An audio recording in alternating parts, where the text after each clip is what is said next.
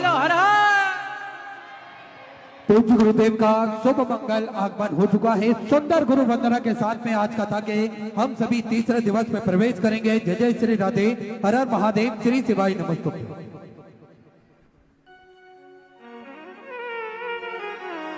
गुरुर्ब्रह्मा गुरुर्विष्णु गुरुर्देवो महेश्वरा गुरुर्साक्षात् परब्रह्म तस्मै श्री गुरुवे नमः।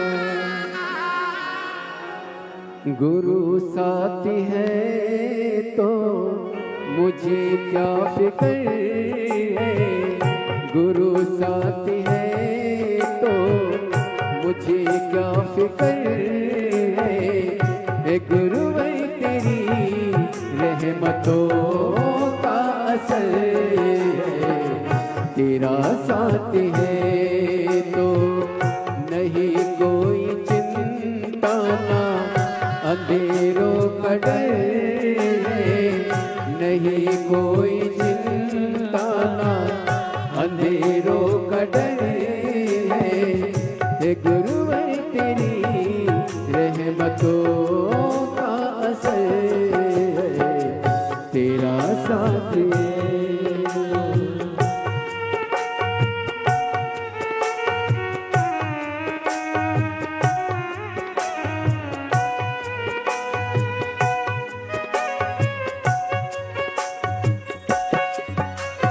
नजर लगाए लाख जमाना, नजर लगाए लाख जमाना, मेरी मुस्कुराहट मेरी हर खुशी को नजर क्या लगे मुझ पे तेरी नजर है, गुरुवर तेरी रहमतों का असर है, तेरा साथ है तो तेरा साथ है तो तेरा साथ है। बोलिए गुरुदेव भगवान की जय।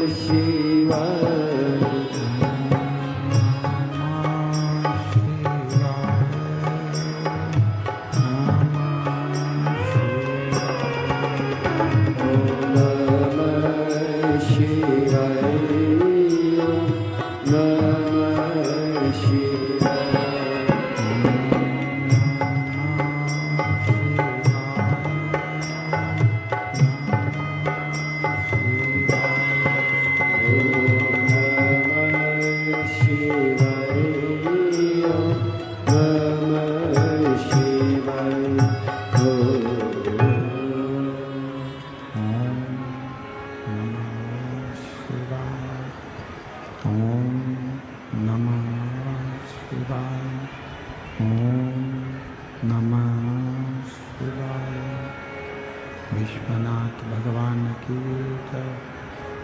कालेश्वर भगवान की जय। ओंकारेश्वर भगवान की जय।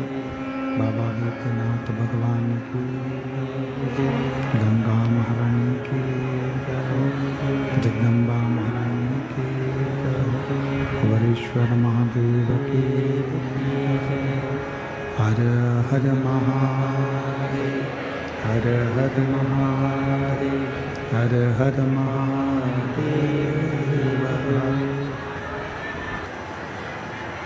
देवादिदेव महादेव की ये पवित्र धरा है, जहाँ आप और हम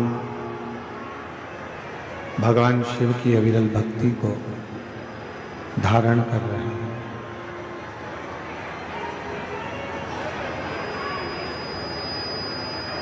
ना जाने कितने कितने जीवन आपके और हमारे निकल गए, ना जाने कितने कितने जन्म आपके और हमारे निकल गए, फिर भी हम भगवान की अविरल भक्ति को प्राप्त नहीं कर सकते। पर अब जब ये योग लगा है भगवान की अविरल भक्ति को प्राप्त करने का, तो क्यों ना इस मानव शरीर को हम सार्थक करें, मानव शरीर को हम श्रेष्ठ बना लें, जिससे हमारे जितने जितने जन्म हो, जितने जितने जन्म हम पूर्व में निकाल चुके हैं, उन सभी जन्मों का फल इसी मानव जन्म में हम प्राप्त करें।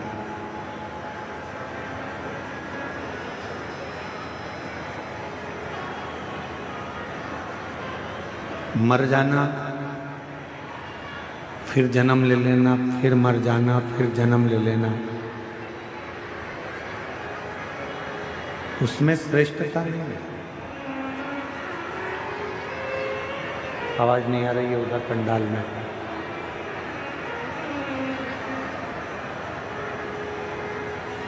पुनरपि जन्मम पुनरपि मरणम, बार बार जन्म लेकर मरना, फिर जन्म लेना, फिर मरना, श्रेष्ठता नहीं है। श्रेष्ठता कब होती है? जब हम जन्म लेने के बाद भगवान की अविरल भक्ति में डूबे। आवाज नहीं आ रही है कहीं पर भी। जब भगवान की अविरल भक्ति में हम डूबे और भगवान का भजन कर कर, भगवान का स्मरण कर कर, भगवत नाम धारण कर कर, भगवान की अविरल भक्ति को धारण कर कर, फिर हमारा कोई अगला जन्म ही ना हो।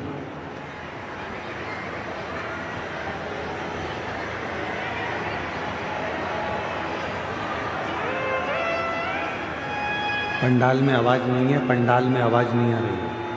अंदर ही अंदर आवाज आ रही है, पंडाल में नहीं है आवाज।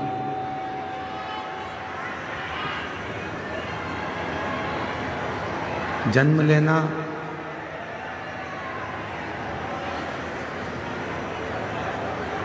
जन्म और मृत्यु के प्रपंच से छूटने के लिए, जन्म और मृत्यु के प्रपंच से परे होने के लिए ये मानव का देह मिला, ये मानव का शरीर मिला। और मैंने तेरे ही भरोसे बाबा, तेरे ही भरोसे हवा उड़ती जाए बाबा, डोर कुछ बिना मैं कटी जागी।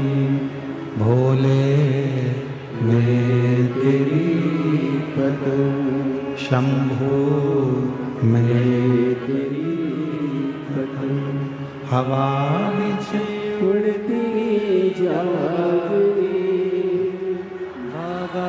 डोल तुझ बिना मैं कटी जागी। भोले मैं तेरी पतंग शंभो मैं तेरी पतंग। शिव कथा कर रही है, भगवान शंकर का पवित्र चरित्र कह रहा है, शिव महापुराण की कथा कर रहा है। एक माली रोज पेड़ में पानी देता है, वृक्ष में पानी देता है।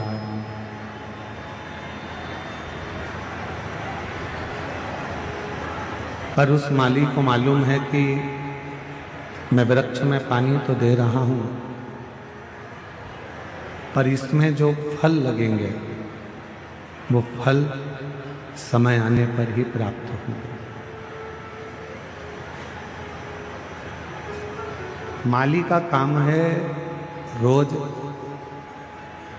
वृक्ष में पानी देना। समय आएगा जब फल अवश्य मिलेगा, फल अवश्य प्राप्त होगा, पेड़ में फल अवश्य लगेगा। शिव महापुराण की कथा भी कहती है कि रोज शंभो शंभो शंभो शंभो। स्पीकरों की आवाज बढ़ाइए, स्पीकरों की सब दूर करो। शंभो। जैसे माली का काम है रोज वृक्ष में पानी देना और समय आने पर उसमें फल प्राप्त होना, उसमें फल लगना। उसी तरह शिव महापुराण की कथा कह रही है कि रोज प्रतिदिन भगवान शंकर के मंदिर में जाकर, भगवान शंकर के मंदिर में पहुंचकर एक लोटा जल चढ़ाते रहे। जैसे माली रोज जल चढ़ाता है पेड़ में और एक ना एक दिन फल जरूर आता है, उसी तरह जब हम रोज प्रतिदिन भगवान देव अधिदेव महादेव को जल चढ़ाते रहेंगे, प्रतिदिन हम शिव नाम लेते रहेंगे, तो ये निश्चित है एक ना एक दिन हमारी जिंदगी में भी कोई अच्छा फल अवश्य प्राप्त होगा। कोई अच्छा फल हमारे जीवन में अवश्य प्राप्त होगा, जिससे हम जिंदगी को सही श्रेष्ठता में जी सकेंगे।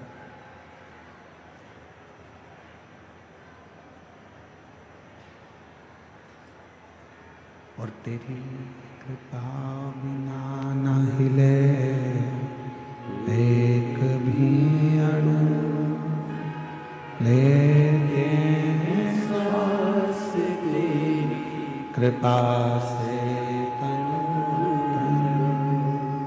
बखान क्या करूं मैं राखोगे ढेर का। चपटी बबूत मेरे खजाना कुबेर का। गंगहार मुक्तिवार ओंकार तू, भोले ओंकार तू। आयो शरण तिहारी शंभु तार तार तू। बखान क्या करूं मैं राखोगे ढेर का। चपटी भभूत मेरे खजाना कुबेर का। हे गंगधार मुक्ति द्वार ओंकार तू, भोले ओंकार तू। आयो शरण तिहारी शंभु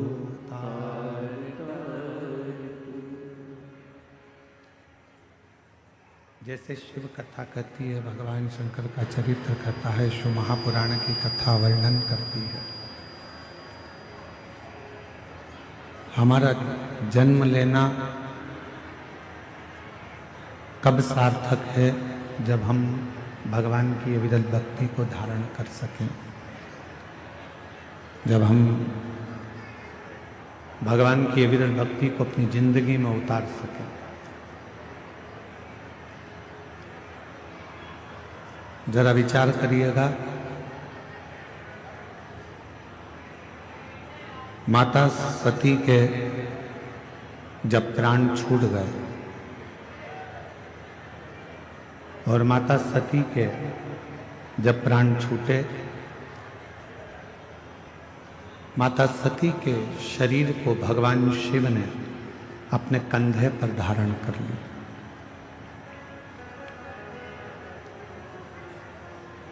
खूब देवादिदेव महादेव ने तांडव किया, खूब।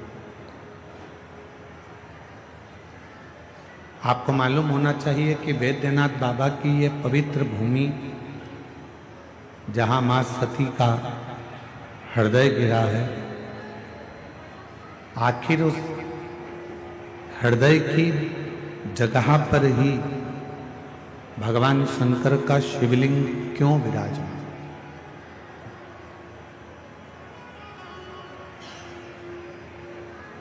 किस लिए विराजमान है? क्यों वहां पर विराजमान है?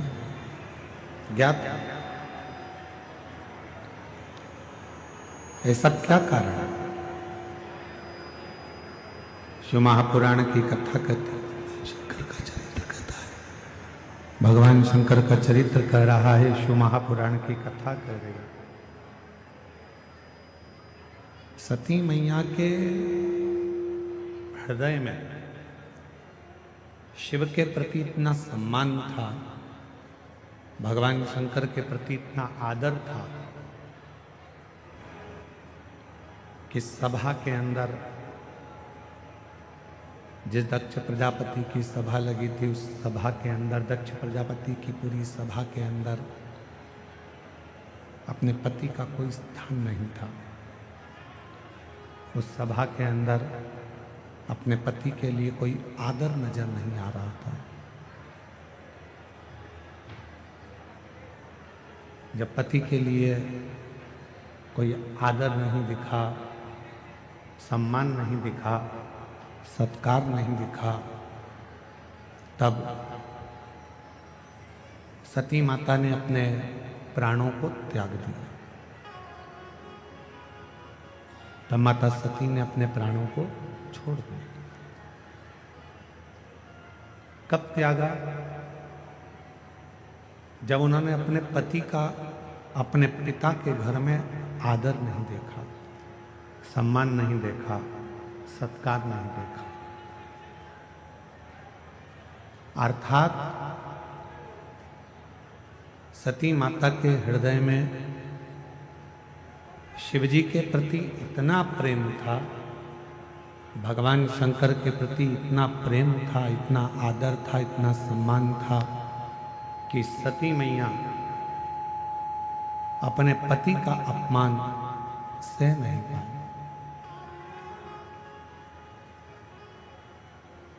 अपने पति के अपमान को मां सती सह नहीं सकी। जिस व्यक्ति से आपका स्नेह होता है, आप उसके खिलाफ कुछ भी सुन नहीं सकते,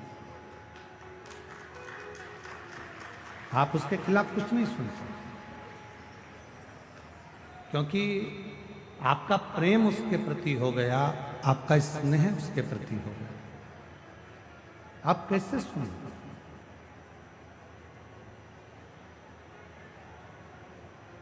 जितनी मेरी जीजियां बैठी हैं, जितने मेरे जीजा बैठे हैं, जितनी मेरी माताएं बैठी हैं, जितने मेरे भाई बैठे हैं, जितने मेरे जीजा बैठे हैं, जितने मेरे बुजुर्ग माता पिता बैठे हैं, आप सब जरा विचार कर कर बताना, एक बेटा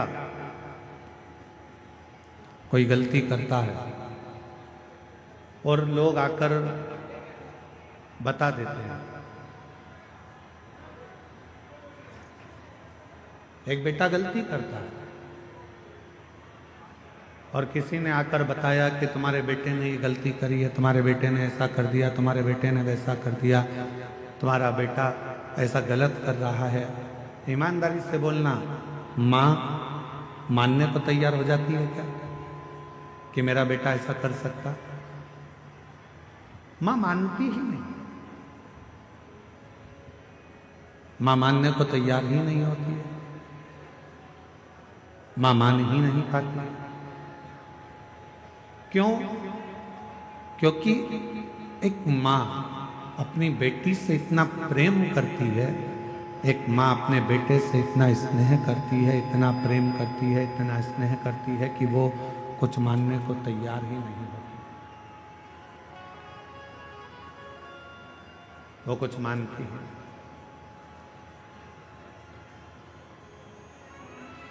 प्रेम जब बहुत ज्यादा मात्रा में बढ़ जाता है, स्नेह बढ़ जाता है, तो हमें अवगुण नजर नहीं आते, हम उसमें केवल गुण ही देखते हैं।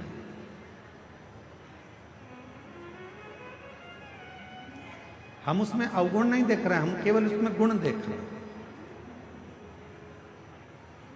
हम आपसे एक बात पूछें, जरा उत्तर दें।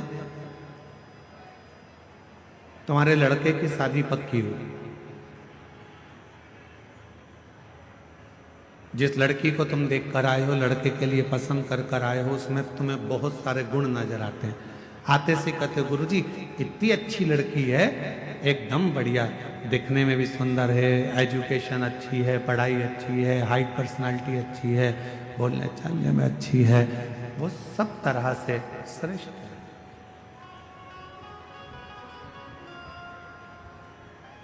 क्यों?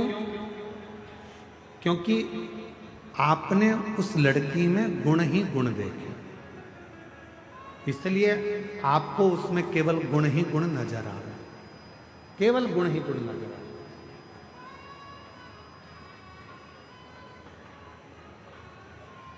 और कुछ समय के बाद जब लड़की शादी कर कर आपके घर में आ जाती है, विवाह कर कर आ गई, 2-4 साल निकल गए, फिर उसके सारे गुण कहाँ चले जाते हैं? अब आप उसमें गुण नहीं देख रहे हो, आप उसमें अब दिन भर सुबह से शाम तक अवगुण ढूंढने का प्रयास कर। दिन भर हम उसमें अवगुण ढूंढ रहे हैं, दिन भर हम उसमें अवगुण देख रहे हैं, हम उसमें गुण नहीं ढूंढ पा रहे, हम उसमें अवगुण ढूंढ रहे। पहले वही बहू 7 बजे उठकर आती थी तो तुम कुछ नहीं कहते थे, अब वही बहू 7 बजे उठती है तो तुम्हें लगता है कि बहुत देर से उठ रही।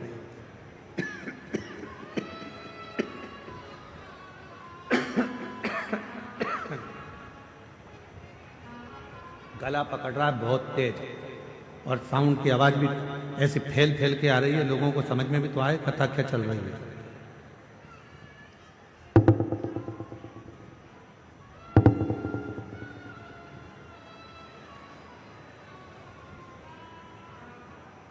लड़की वही है, पहले हमने उसमें केवल गुण देखा और अब हम उसमें अवगुण देख रहे हैं।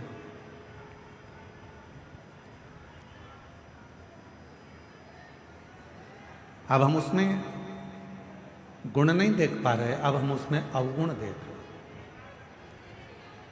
थोड़ा सा भी भोजन बिगाड़ दिया, बस रहने, थोड़ा सा भी भोजन बिगाड़ दिया तो कह दिया तुम्हारे बाप ने यही सिखाया।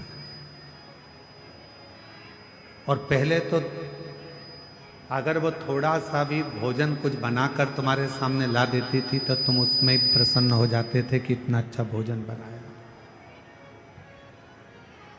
इतना श्रेष्ठ भोजन बना है, तुम उसमें भी प्रसन्न हो जाते थे। अब तुम्हें उसमें अवगुण दिख रहा है। यहां जितने बैठे हैं यहां मेरी जितनी भी माताएं बैठी हैं, जितने भी पिता बैठे हैं, मैं आप सबसे एक निवेदन करूं, उत्तर दीजिएगा जरा से।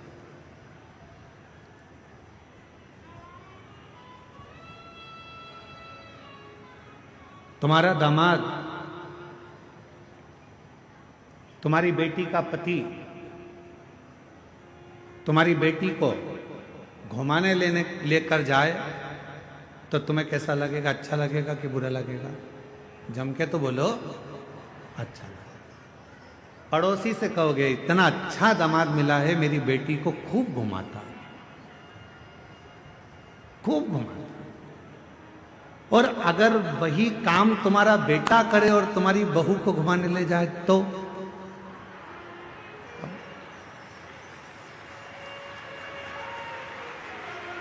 विचार करो। दामाद बेटी को अगर सोने की, तुम्हारी बेटी को सोने की रकम दामाद दिलाए तो मेरा दामाद हीरा है।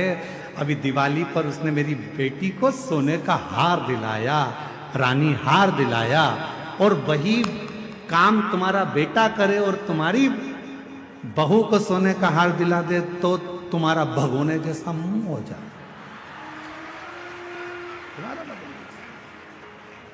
अब जैसे तुम्हारी बेटी है वैसे ही तुम्हारी बहू भी तो किसी की बेटी है, वो भी तो बेटी है।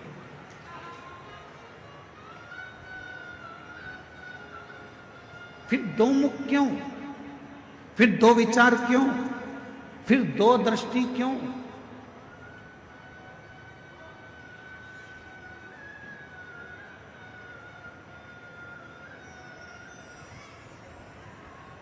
गणेश जी की कितनी धर्म पत्नियां हैं? जम के बोलो जरा। दो। क्या नाम है? सिद्धि। किसी ने शंकर भगवान से कभी पूछा कि भोलेनाथ जी, आपने अपने गणेश जी के लिए, बेटे के लिए दो पत्नी क्यों ढूंढी? मां जगत जननी जगदम्बा अंबा मां पार्वती जी, आपने अपने बेटे के लिए दो बहू क्यों ढूंढी? किसी ने पूछा कभी गणेश जी महाराज से कि गणेश जी, आपके लिए आपके माता पिता ने दो पत्नी क्यों ढूंढी? क्या आपके लिए एक धर्म पत्नी श्रेष्ठ नहीं थी? फिर आपने दो पत्नियों को क्यों धारण किया, दो पत्नी क्यों रखी? तो कोई देव अधिदेव महादेव से पूछे तो देव अधिदेव महादेव एक बात कहते हैं कि मैंने अपने पुत्र गणेश के लिए दो पत्नियां इसलिए ढूंढी हैं क्योंकि गणेश जी को बुद्धि का देव कहा जाता है और बुद्धि कभी भी इधर उधर भटके ना। दोनों ओर अगर बुद्धि जाए भी तो दोनों ओर रिद्धि और सिद्धि होना चाहिए, दोनों ओर बुद्धि को संभालने के लिए होना चाहिए।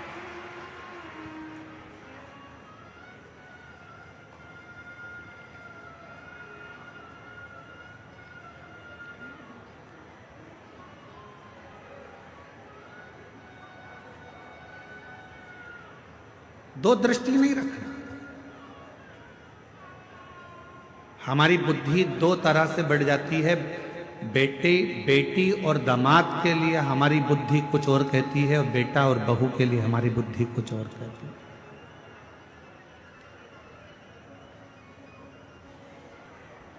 तुम्हारा दामाद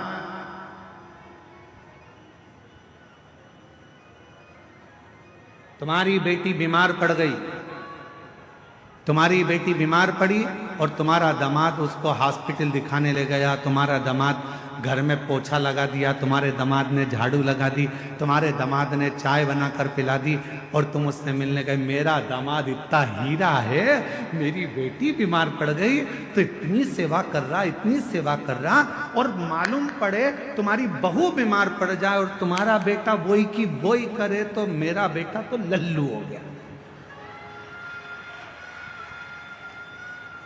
दिन भर उसमें लगा।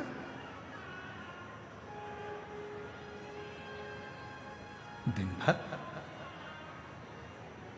दो बुद्धि नहीं चाहिए। रिद्धि सीधी के दाता गजानन तुम्हें सबसे पहले हमारा नमस्कार है रिद्धि सिद्धि के दाता गजानन तुम्हें सबसे पहले हमारा नमस्कार है। रिद्धि सिद्धि के दाता गजानन तुम्हें सबसे पहले हमारा नमस्कार है। एक बुद्धि रखिए, समदृष्टि रखिए, समदृष्टि। बेटी बीमार पड़ गई, चिंता लग गई, मेरी बेटी 3 दिन से बीमार है, मेरी बेटी ने कुछ नहीं खाया। बहू बीमार पड़ गई, ढोंग कर रही है।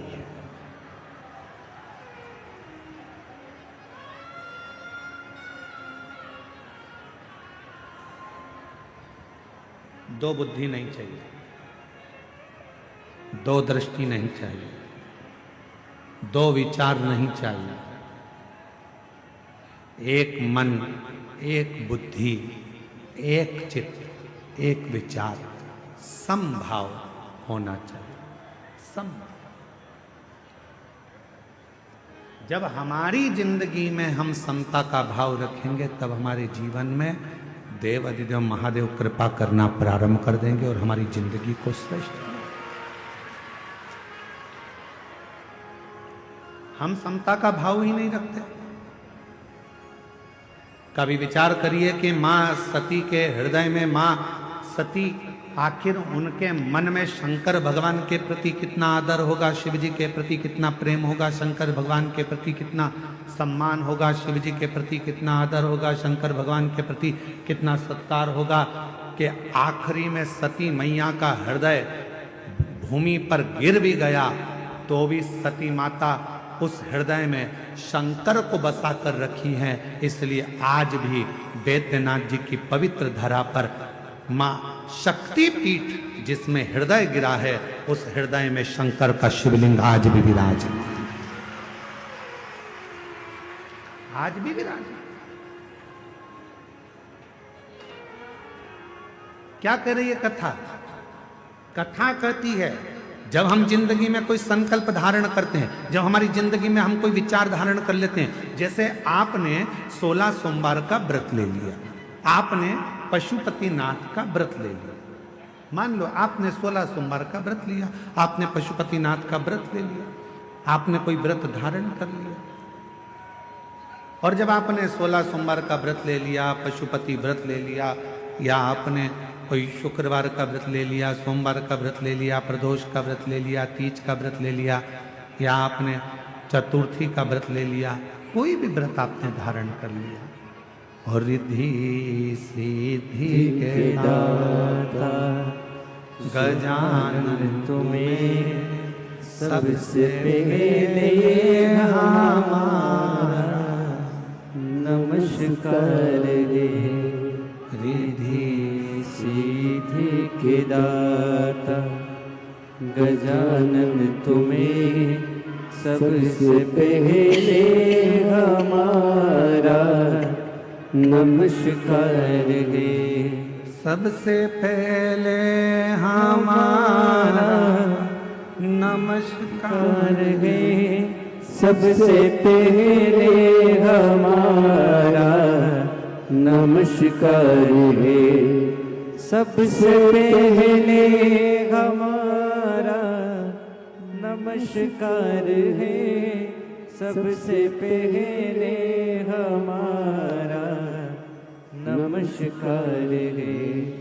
रिद्धि सिद्धि के दाता गजानन तुम्हें सबसे पहले हमारा नमस्कार है। मान लो कोई संकल्प आपने लिया, मान लो कोई आपने विचार कर लिया कि मुझे 16 सोमवार का व्रत करना है, मुझे पशुपतिनाथ का व्रत करना है, मुझे मंगलवार का व्रत करना है या सोमवार का व्रत करना है। कितने व्रत करना है? पशुपतिनाथ के कितने व्रत होते हैं? 5। अब मान लो तुमने पशुपतिनाथ का व्रत का संकल्प लिया कि मैं 5 व्रत करूंगी। पहला व्रत कर लिया, दूसरे व्रत में कहीं आपको जाना पड़ गया या रजोधर्म आ गया, रजस्वला हो गए, नहीं कर पाए, कहीं जाना पड़ गया, नहीं कर पाए। तुम्हारे व्रत का टेंशन किसको है? तुमको कि मेरा व्रत नहीं हुआ। पहला व्रत यदि आपने कर लिया है, उसके बाद के अगर 4 व्रत तुम्हारे रह गए हैं, उसकी चिंता तुम्हें नहीं रहती। जिसका तुमने संकल्प लिया है उस महादेव को तुम्हारी चिंता रहती है कि यह कब पूरा होगा।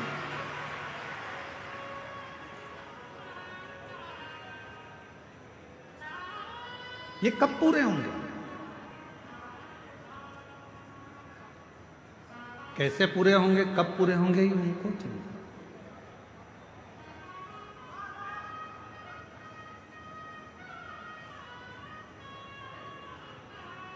ये व्रत कैसे होंगे, ये उनको चिंता। आपको लगता है कि मेरा सोमवार का व्रत ये वाला छूट गया है, रजोधर्म से हो गई, या कहीं मुझे जाना पड़ गया, ये व्रत रह गया है, कैसे पूरा होगा, उसकी चिंता तुम मत करो। तुम तो देव अधिदेव महादेव पर छोड़ दो। बाबा ने पहला व्रत करवाकर या दूसरा व्रत करवाकर बीच में अगर 1-2 सोमवार निकल गए, कोई कारण से बाबा ने उस व्रत को बीच में रोक दिया है, उसका कोई कारण है। बाबा चाहते हैं तेरे 5 व्रत जैसे ही पूरे हो जाएं, वैसे 3 महीने में तेरा काम हो जाए, इसलिए बाबा उसको थोड़ा बीच में गैप करे। इसलिए बाबा ने उसको बीच में थोड़ा थोड़ा रोक रोक कर उन 5 व्रत को करवाया, तब 5 व्रत आए।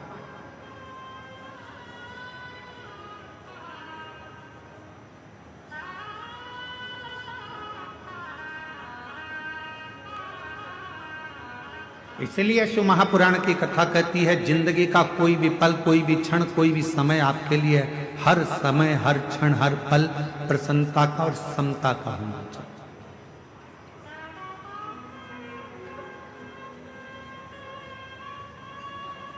प्रत्येक पल, प्रत्येक घड़ी, प्रत्येक क्षण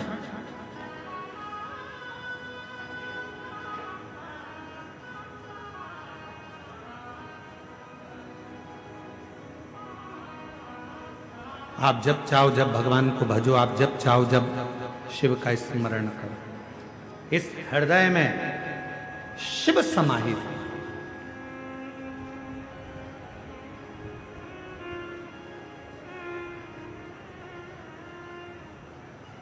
तो कहते हैं ना गंगा बड़ी ना गोदावरी,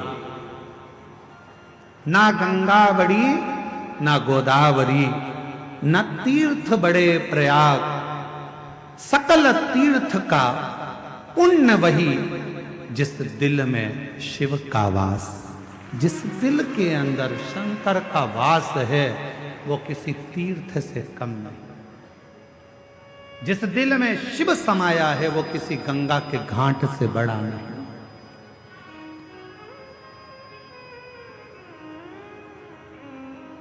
सबसे बड़ा तीर्थ कौन सा होता है? आपका हृदय, आपका दिल, आपका मन। बिना किराए के आप 2 मिनट में पहुंच जाते हो और 2 मिनट में वापस आ जाते हो। अभी बैठे बैठे आप लोगों से हम काशी की बात करेंगे तो तुम्हारा दिल काशी पहुंच जाएगा, वापस लौट कर आ जाएगा। पैसा भी नहीं लगा, 1 रुपया नहीं लगा, घर में बैठे बैठे सारे तीर्थ हो जाते हैं। इसलिए शास्त्र कहता है, गंगा बड़ी ना गोदावरी, ना तीर्थ बड़े प्रयाग, सकल तीर्थ का पुण्य वही, जिस दिल में शिव का वास। जिस दिल में शंकर का वास होता है, वो गंगा, कावेरी, गोदावरी, तीर्थ, प्रयाग, सबसे बड़ा वही हृदय हो जाता है।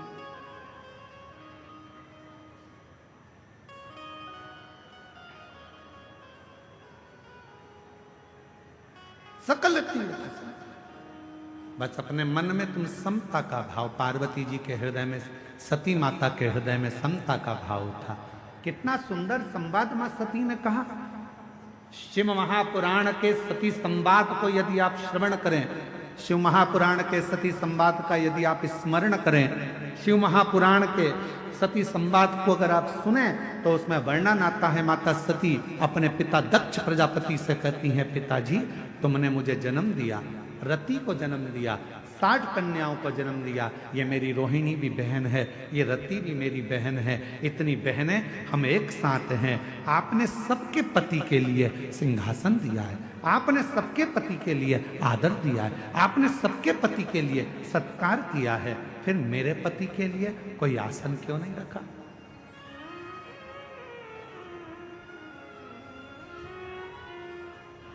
फिर मेरे पति के लिए आपने कोई आदर का स्थान क्यों नहीं रखा?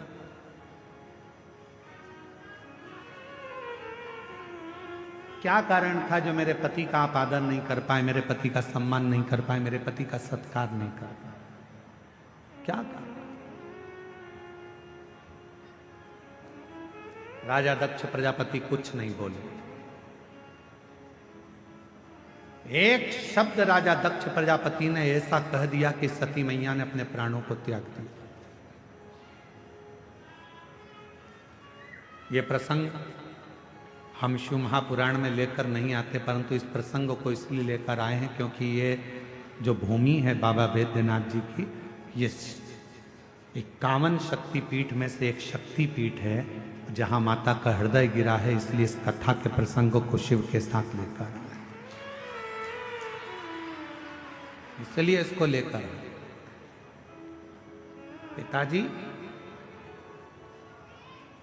मेरी सारी बहनों के पति के लिए आदर था, मेरी सारी बहनों के पति के लिए सम्मान था, मेरी सारी बहनों के पति के लिए सिंहासन था, सबका आदर करा, सबका सम्मान करा, सबको सम्मान दिया, सबको सिंहासन दिया, फिर मेरे पति के लिए कोई सिंहासन नहीं, कोई आदर नहीं, कोई सत्कार नहीं, क्यों?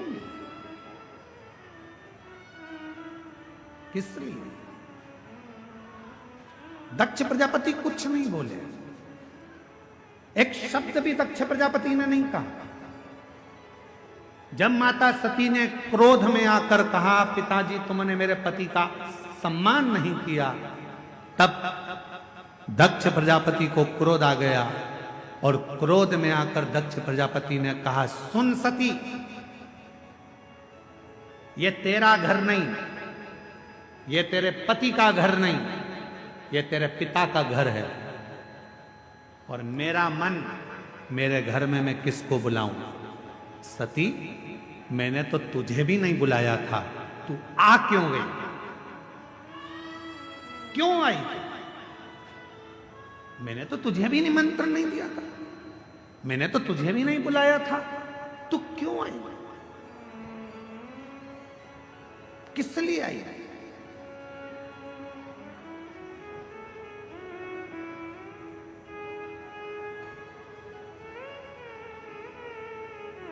सती,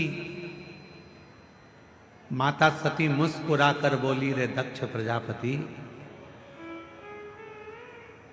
अब तुम बोल रहे हो कि मुझे बुलाया नहीं था, क्यों आई? याद कर दक्ष प्रजापति, तेरे घर में 60 कन्याओं ने जन्म ले लिया था, और 60 कन्या जन्म लेने के बाद तो फिर मेरी आराधना करने बैठा था, और जब मैं तेरे सामने प्रकट हुई थी दुर्गा बनकर, तो मैंने पूछा था, मांग तुझे क्या चाहिए? तो तूने कहा था, मां अगर कुछ देना चाहती हो तो तुम मेरी बेटी बनकर मेरे घर में जन्म ले लो। तूने मांगा था, तूने बुलाया था, तो मैं आई थी। अगर तू नहीं बुलाता तो मैं नहीं, तूने बुलाया तो मैं आई।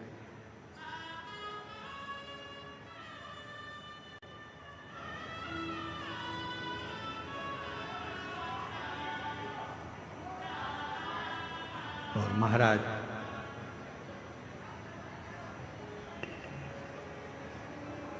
उसने बुलाया है तो हम आए।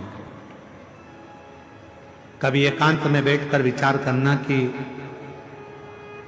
तुम्हारे घर के बाहर कुत्ता घूमता हुआ दिखे, तुम्हारे घर के बाहर गधा घूमता हुआ दिखे, तुम्हारे घर के बाहर चींटी, चीटा, चूहा, छिपकली, इल्ली, झिंगूर, पक्षी ये सब दिखते हुए नजर आए, तो विचार करना कि भगवान ने कितनी बड़ी कृपा करी कि तुमको छिपकली बनाकर पैदा नहीं करा, तुमको झिंगूर बनाकर पैदा नहीं करा, तुमको चींटी बनाकर पैदा नहीं करा, तुमको मेरे भगवान ने पैदा करा तो मनुष्य बनाकर पैदा करा। मतलब भगवान कुछ चाहते थे तुझसे कि तू जन्म लेकर फिर संसार से मुक्त हो जा।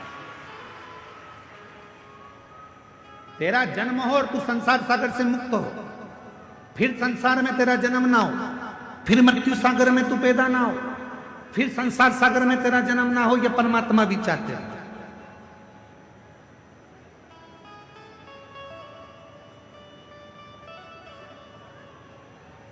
और महादेव नमन चरणों में, महादेव नमन चरणों में, स्वीकार कीजिए सबका किया है मेरा भी उद्धार कीजिए, उद्धार कीजिए।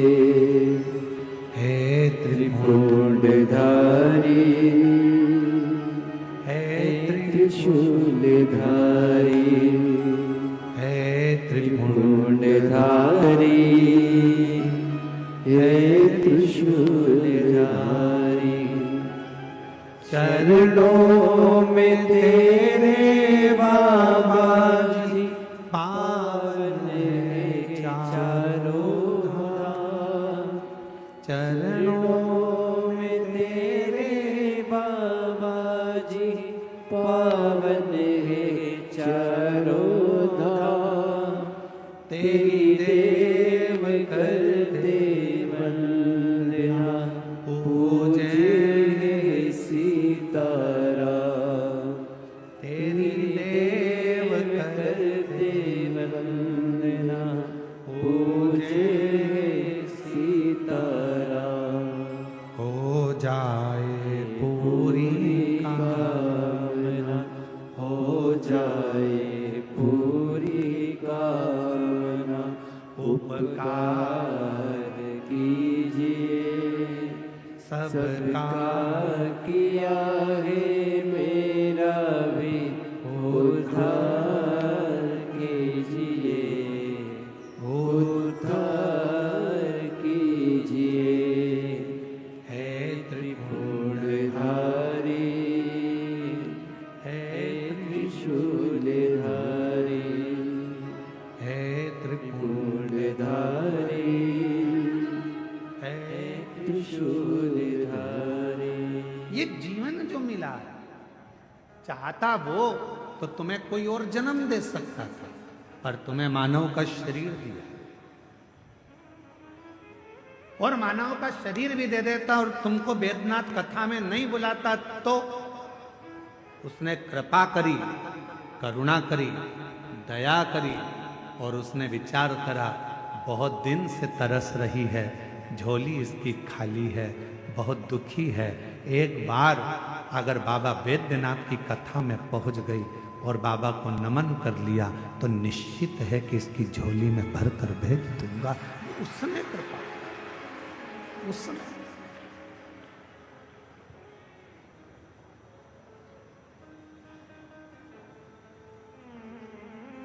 कल एक बहन जी ने पत्र लिखा, और पत्र में, कल हम पत्र को ढूंढेंगे तो टाइम लगेगा, उस पत्र में लिखा कि गुरुजी इतनी भीड़ है कि अंदर तो हम जा ही नहीं सकते, हम तो बाहर बैठते हैं और आप हमको दिखते भी नहीं है,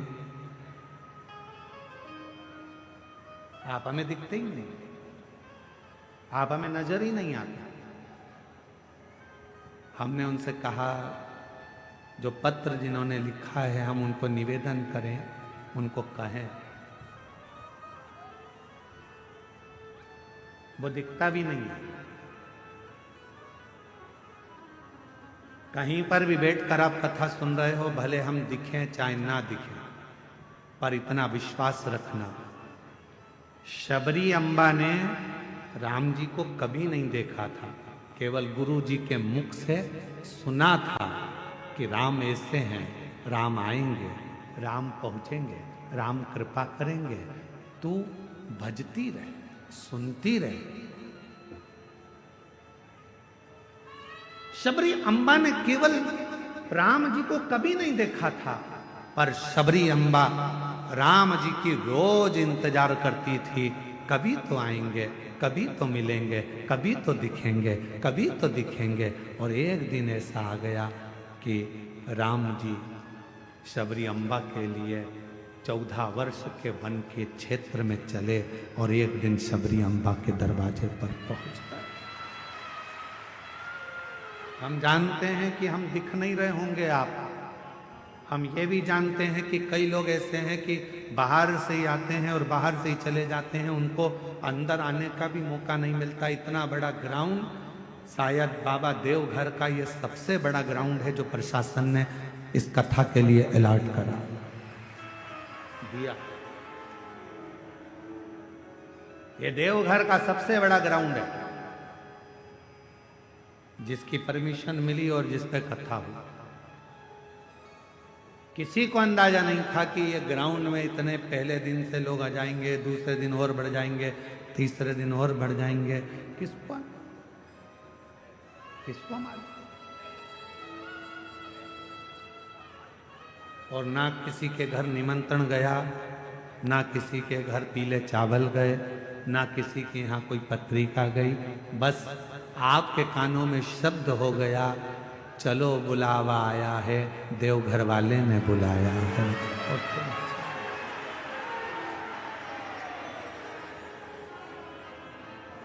चल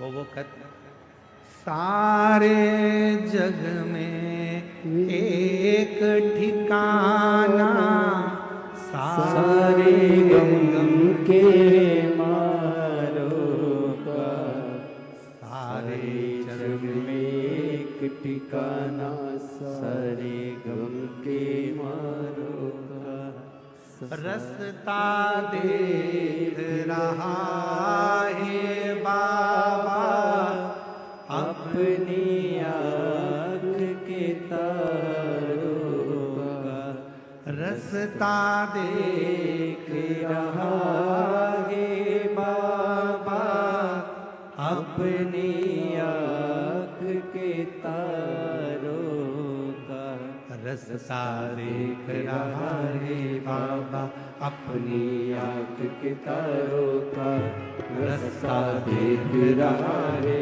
बाबा अपनी आँख के तारों का। हो जिसने जितना दर्द सहा है, उतना चैन भी पाया है। चलो बुलावा आया है, देवघर ने बुलाया है। जय श्री राधे। चलो आज बड़े ही हर्ष का विषय है, हमारे बीच में सरकार का प्रतिनिधित्व करते हुए झारखंड सरकार के पर्यटन, कला, संस्कृति, खेल एवं खेल मंत्री श्री सुदीप कुमार जी हमारे बीच में पधारे हैं। एक बार जोरदार ताली बजाकर स्वागत करें। जोरदार ताली बजाएं मंत्री महोदय। कई लोग तो ये सोच कर आते हैं कि हम आपको कथा नहीं सुनने देंगे, अर्चने डालते हैं, पर आपका काम है उस जगह पर मौन रहकर कुछ देर, बड़ी मुश्किल से यह कथा मिलती है। ना जाने देवघर वाले बाबा ने कृपा कर कर झारखंड में यह कथा करवा दी और पूरा बिहार, कलकत्ता, बंगाल, झारखंड, छत्तीसगढ़ सब आनंद पाए। दिल से बाबा को प्रार्थना करो, विनय करो, साथ में सब बोलेंगे, हृदय से हृदय से प्रार्थना करो।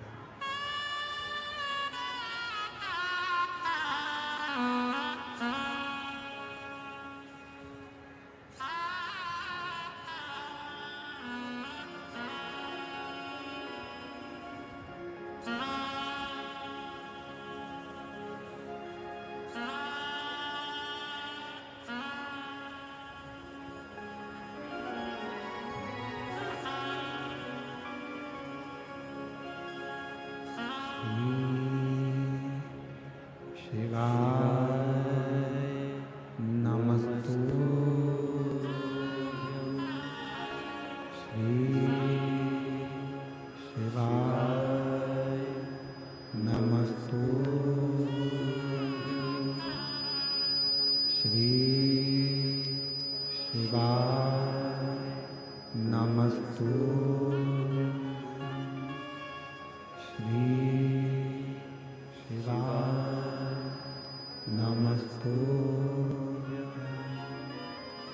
श्री शिवाय नमस्तुभ्यं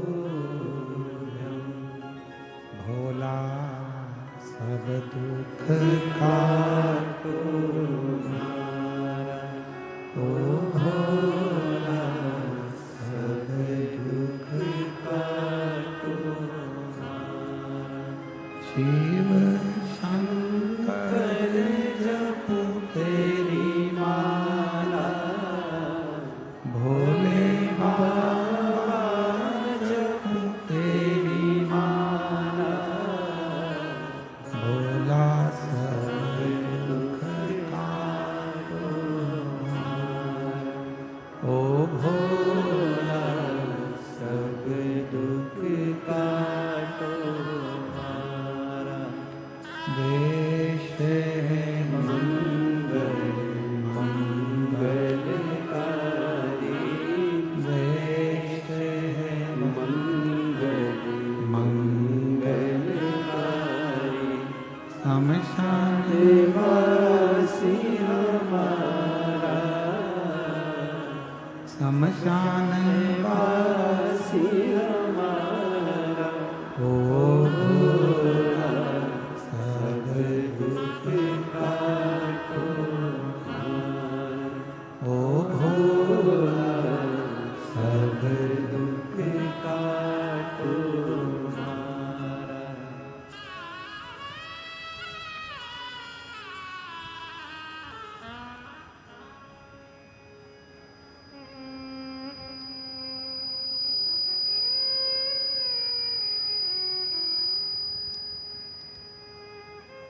बाबा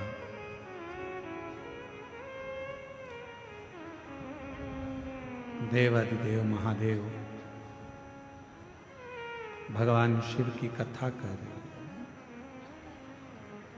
शिव महापुराण की कथा वर्णन कर रही है। माता सती ने पिताजी से कहा तो पिताजी ने एक शब्द कह दिया,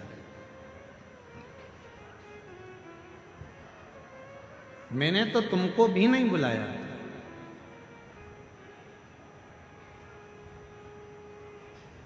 सती मैया ने कहा पिताजी ये तो नहीं हो सकता कि तुमने मुझे ना बुलाया।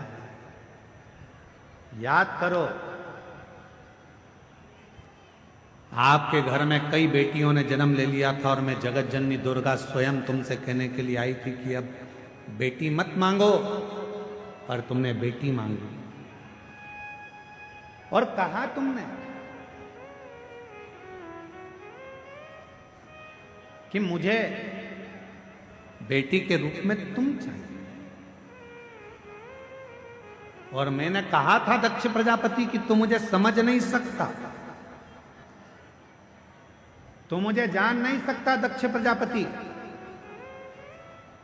शिव को और शक्ति को समझने के लिए कई जन्म लेना पड़ जाएंगे, तब जाकर मनुष्य समझ पाएगा कि शंकर भगवान है क्या, शिव का एक लोटा जल है क्या, शिव की अविरल भक्ति है क्या, मां दुर्गा भवानी आद्य शक्ति है क्या। कई जन्म निकल जाएंगे, कई जन्म एकत्र। अच्छा है, देखिए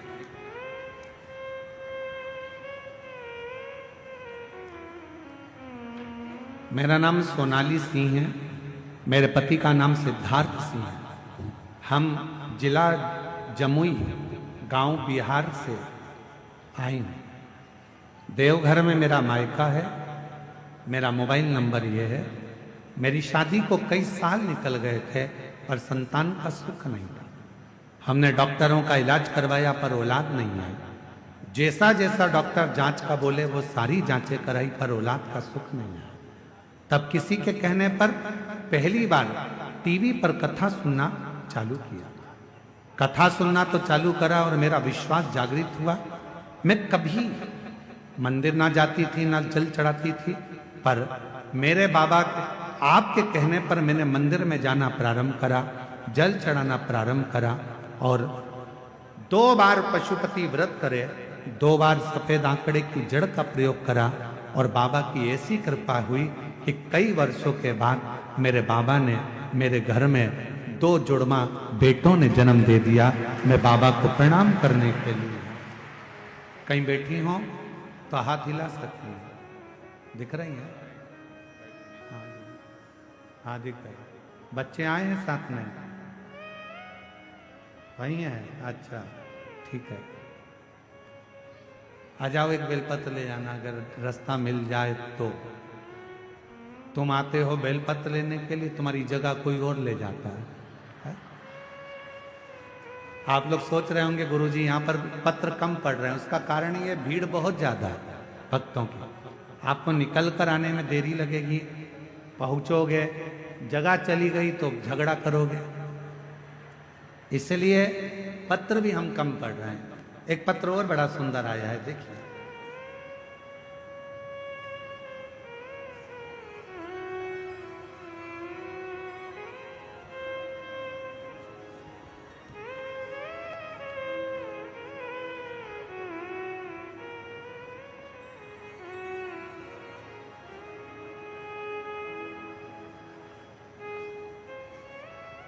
मैं रूबी मिश्रा, पति प्रदीप कुमार मिश्रा, घर गंगटा गोंडा की रहने वाली हूँ।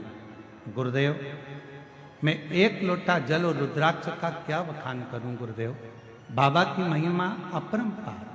कहीं बैठी हो तो हाथ हिला सकती हैं, आप ही हैं जी। आ जाइए, एक बेलपत्र ले जाइए, आ जाइए। गुरुदेव, बाबा की महिमा का मैं क्या गुणगान करूं। 2022 दिनांक 16 फरवरी को मेरा साथ जो घटना हुई उसके बाद मैं टूट गई। गुरुदेव, मेरी 3 बेटी थी और 3 बेटी, हम दोनों पति पत्नी और तीनों बेटियां सब आराम से रह रहे थे। गुरुदेव, मेरी बड़ी बेटी 2022 में 16 फरवरी बुधवार के दिन नहाते समय उसने पानी का गीजर चालू करा, हीटर चालू करा और उसे नल के पानी में करंट आ गया और तभी उसकी मौत हो गई, वो मर गई। उसके बाद मेरा पूरा परिवार टूट गया। हम दुख के भव सागर में गिर गए, रोते बुरे हाल होते। मेरी बेटी की उम्र जब वो शांत हुई उस समय पर 22 साल की थी और 22 साल की मेरी लड़की चली गई। गुरुदेव, हमारा पूरा परिवार गम में डूब गया, खूब रोते। तब पास की एक आंटी जी ने कहा कि दिन भर रोती रहती है, इसके रोने से क्या होगा। आस्था चैनल टीवी पर मिश्रा जी कथा करते हैं, तुम सुनो, तुम्हारे मन को हल्कापन महसूस होगा। गुरुदेव, मैंने भरोसा किया भगवान पर, और क्योंकि भगवान से भरोसा तो मेरा उठ चुका था, पर उन माता जी के कहने पर मैंने आपकी कथा सुनना प्रारंभ करी और बाबा की कथा सुनती, विनय करती, शिवालय जाना चालू कर दिया, 1 लोटा जल चढ़ाना चालू कर दिया। मुझे नहीं मालूम था कि 1 लोटे जल में है क्या। गली मोहल्ले के लोग मुझे ताने मारने लगे, 22 साल की लड़की मर गई, अब बीबी शंकर की पूजन करने जा रही। अब इसने नया काम चालू कर दिया, शिव जी को जल चढ़ाने का। लोग ताना देते, पूजन पाठ करती तो लोग कहते कि इसकी 22 साल की लड़की मर गई और पूजन कर रही है, अब करूं तो करूं। पर आपने एक शब्द कहा था, आग लगे बस्ती में अपन रहो मस्ती। आपका वो शब्द मैंने धारण कर लिया और मैंने सबकी बात सुनना बंद कर दिया। अब तो मैं शिव जी के मंदिर जाती, बाबा को निवेदन करती और बाबा से एक ही बात कहती, तूने मेरी बेटी ली है बाबा, कुछ कृपा कर कर मुझे वापिस लौटा दे, ऐसी कृपा कर दे। अब मेरी उम्र तो बढ़ गई है, लगभग 50 के करीब में मैं पहुंचने वाली हूं, पर बाबा तू चाहेगा तो मेरे घर में बच्चा जरूर देगा। हमारी 3 बच्चे थे, तीनों को पूरा कर। गुरुदेव बाबा ने ऐसी कृपा कर दी। डॉक्टर तो कहे थे कि अब तुम मां नहीं बन सकती, पर मेरे बाबा ने लाज रखी और 7 जुलाई 2025 को बाबा की कृपा से पुत्र रत्न की प्राप्ति हो गई। मैं बाबा को प्रणाम करने, बाबा को नमन करने के लिए, और तेरी कृपा का है भरोसा, कब किस पर हो जाए, जरा से हम पर कर दो, जरा से हम पर कर दो। जिस पर भी हो गई तेरी कृपा करुणा, वो भव पार हुआ, भव पार हुआ। पापी हो चाहे जितना, उसका भी बाबा उद्धार हुआ, उद्धार हुआ। गिद्ध अजामिल गणिका जैसे तेरे मन को भाए, जरा से हम पर कर दो, जरा से हम पर कर दो।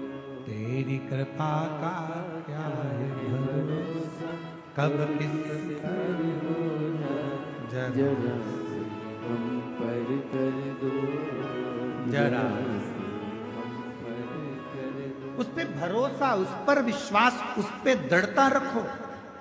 दुनिया हंसेगी, हंसने दो। दुनिया ताने कसेगी, कसने दो। दुनिया अपशब्द बोलेगी, बोलने दो। दुनिया का काम है कहना आग लगे बस्ती में, अपन रहो मस्ती में।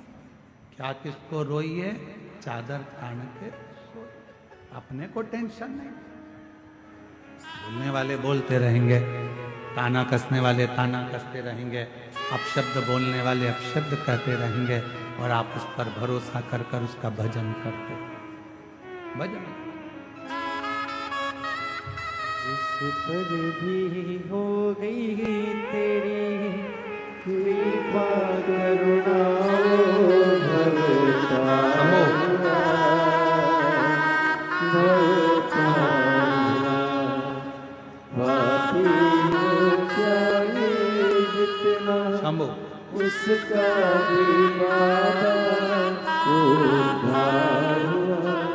महाराज 22 साल की बेटी चली गई थी, और लोग शिव मंदिर जाती थी तो भी ताना देते थे। आज बाबा की कृपा से पुनः बाबा ने एक बेटे के रूप में वही बेटी को वापस दिया है। जोरदार पापी हो चाहे जितना, उसका भी बाबा उद्धार हुआ, उद्धार हुआ। गणिका जैसे तेरे मन को भाए, जरा से हम पर कर दो, जरा से हम पर कर दो।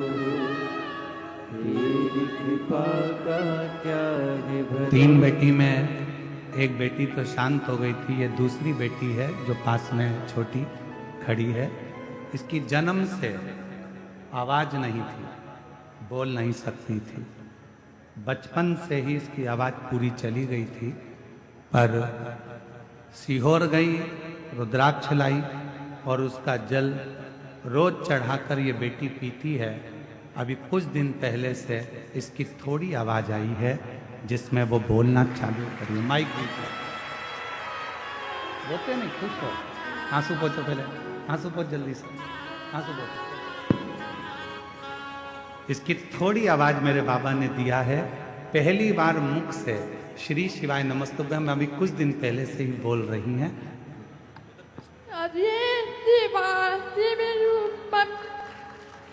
श्री शिवाय नमस्तुभ्यम। वापिस एक बार।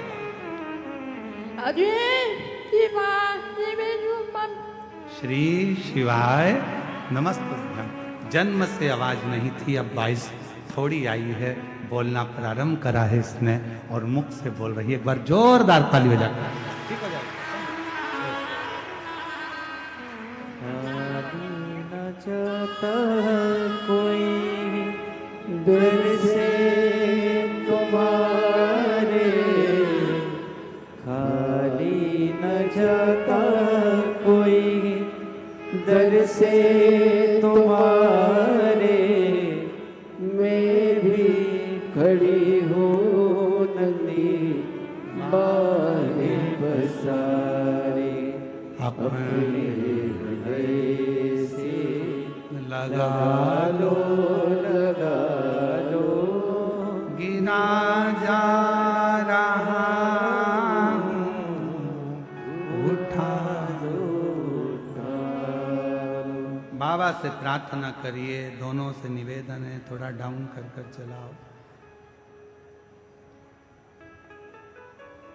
शिव कृपा करो। बाबा प्रार्थना करो, जिस समय तुम दिल से बाबा से निवेदन करोगे, विनय करोगे, बाबा उसको स्वीकार है, स्वीकार करो।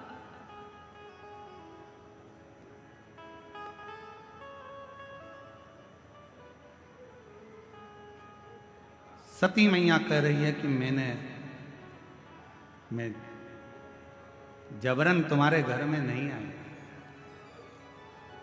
दक्ष प्रजापति कह रहे हैं तुझे बुलाया किसने था, निमंत्रण नहीं भेजा, पत्र नहीं भेजा, फिर क्यों आई, किस लिए, कारण क्या है आने का, मैं समझ नहीं पाया, क्यों आई। सती माता ने कहा पिताजी मेरे आने का कोई कारण नहीं, पर आज मेरे पति का जो अपमान हुआ है, मेरा हृदय मेरे शिव में हमेशा रमा रहता है, लगा रहता है। इस हृदय में शिव के सिवा कुछ भी नहीं है, कुछ भी।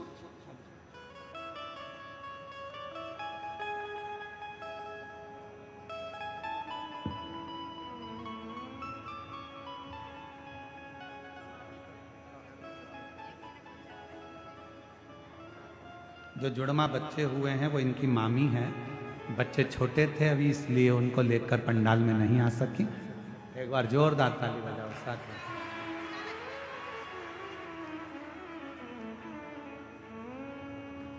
शिव से प्रार्थना करें, मैं आई हूं पर मेरे हृदय में शिव बस है, शंकर ओघड़दानी, और मेरे हृदय में अगर शिव बसे हुए हैं, मेरे हृदय में शंकर भगवान बसे हुए हैं, मेरे हृदय में भगवान देवाधिदेव महादेव बसे हुए हैं, और तुम शिव का अपमान कर दो, ये मुझे श्रेष्ठ नहीं, ये मुझे श्रेष्ठ नहीं।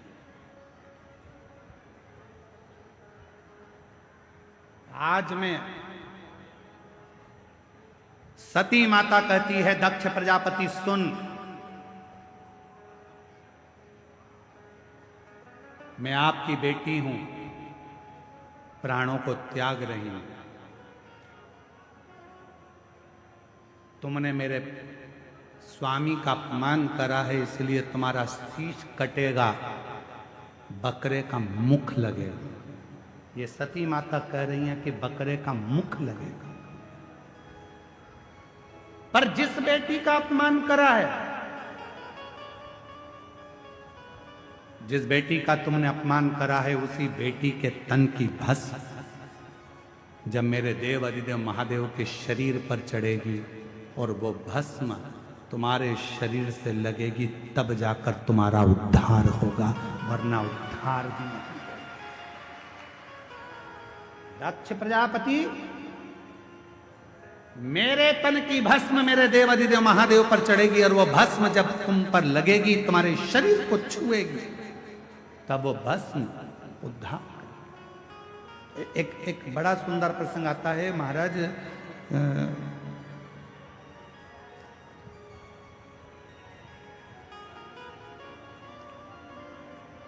एक वामदेव नाम के शंकर के बड़े भक्त थे, थोड़ा ध्यान से सुनना। बाबा बैद्यनाथ जी की इस पवित्र धरा की कथा है, अपनी जिंदगी में उतारना। बहुत सावधानी से सुनो। एक पत्र आया है, किसी बहन जी ने भेजा है, हम आपके पत्र को स्वीकार करते हैं। गुरुजी, आपसे एक निवेदन करना चाहते हैं हम व्यासपीठ से। हम सब जितने भी शुभ भक्त यहां पर आए हैं, कोई 100 रुपए खर्च करा है, कोई 200 रुपए खर्च करा है, कोई 500 रुपए खर्च करा है। 4 किलोमीटर दूर से पैदल चलकर हम लोग कथा के पंडाल तक पहुंचे, पर यहां कथा के बीच बीच में ये सामान बेचने वाले जो आते हैं, हम लोगों को कथा नहीं सुनने देते हैं। आपसे निवेदन है, या तो प्रशासन या समिति इन सामान बेचने वालों को यहाँ से थोड़ा सा बाहर करे, तो हम आराम से कथा तो सुन सकें। हम कथा सुनने के लिए गुरुदेव 4 किलोमीटर तो पैदल चले हैं और 4 किलोमीटर वापस जाना है, और 400-500 रुपये खर्च कर कर हम कथा सुनने आते हैं। उसमें भी हमको ये लोग परेशान करते हैं, तो हम कथा कैसे सुने? मेरा सभी सामान बेचने वाले भाई बहन जो भी यहाँ पर हैं, आपसे हाथ जोड़कर निवेदन करता हूँ, आपको जो व्यापार करना है बाहर जाकर करो, पर पंडाल के अंदर कोई वस्तु बेचने के लिए ना आए। यहाँ शिव भक्त सब प्रेम से कथा का रसतत्व ग्रहण करें, यही भाव से आप कथा को सुने। हर हर दक्ष प्रजापति। और आपका भी फर्ज है, देखो केवल हमारी व्यासपीठ का नहीं, आपका भी फर्ज है। अगर आपके सामने कोई बेचने आ रहा है तो उसको तुरंत आप बाहर कर सकते हो। बाहर निकलो यहाँ से, पंडाल के बाहर जाकर बेचो, अंदर नहीं आना। ये आपका भी तो फर्ज है, आप भी तो कथा के श्रोता हो। शिव कथा कर रहे हो।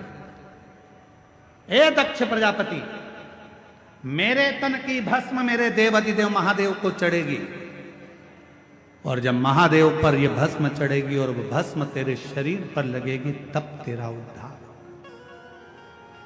एक बहुत सुंदर संवाद है। एक वामदेव नाम के शिव जी के परम भक्त,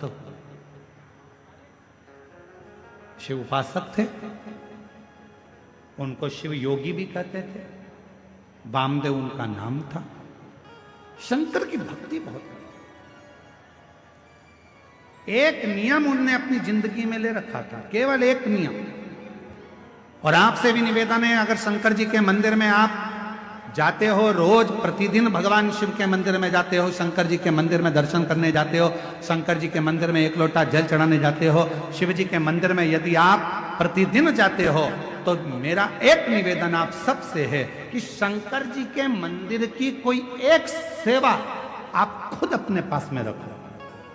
मंदिर में जाऊंगी, झाड़ू लगाऊंगी। मंदिर में जाऊंगी, जितना निर्माल्य पड़ा होगा उसको उठाकर एक कोने में रख दूंगी, बाद में विसर्जन कर दूंगी।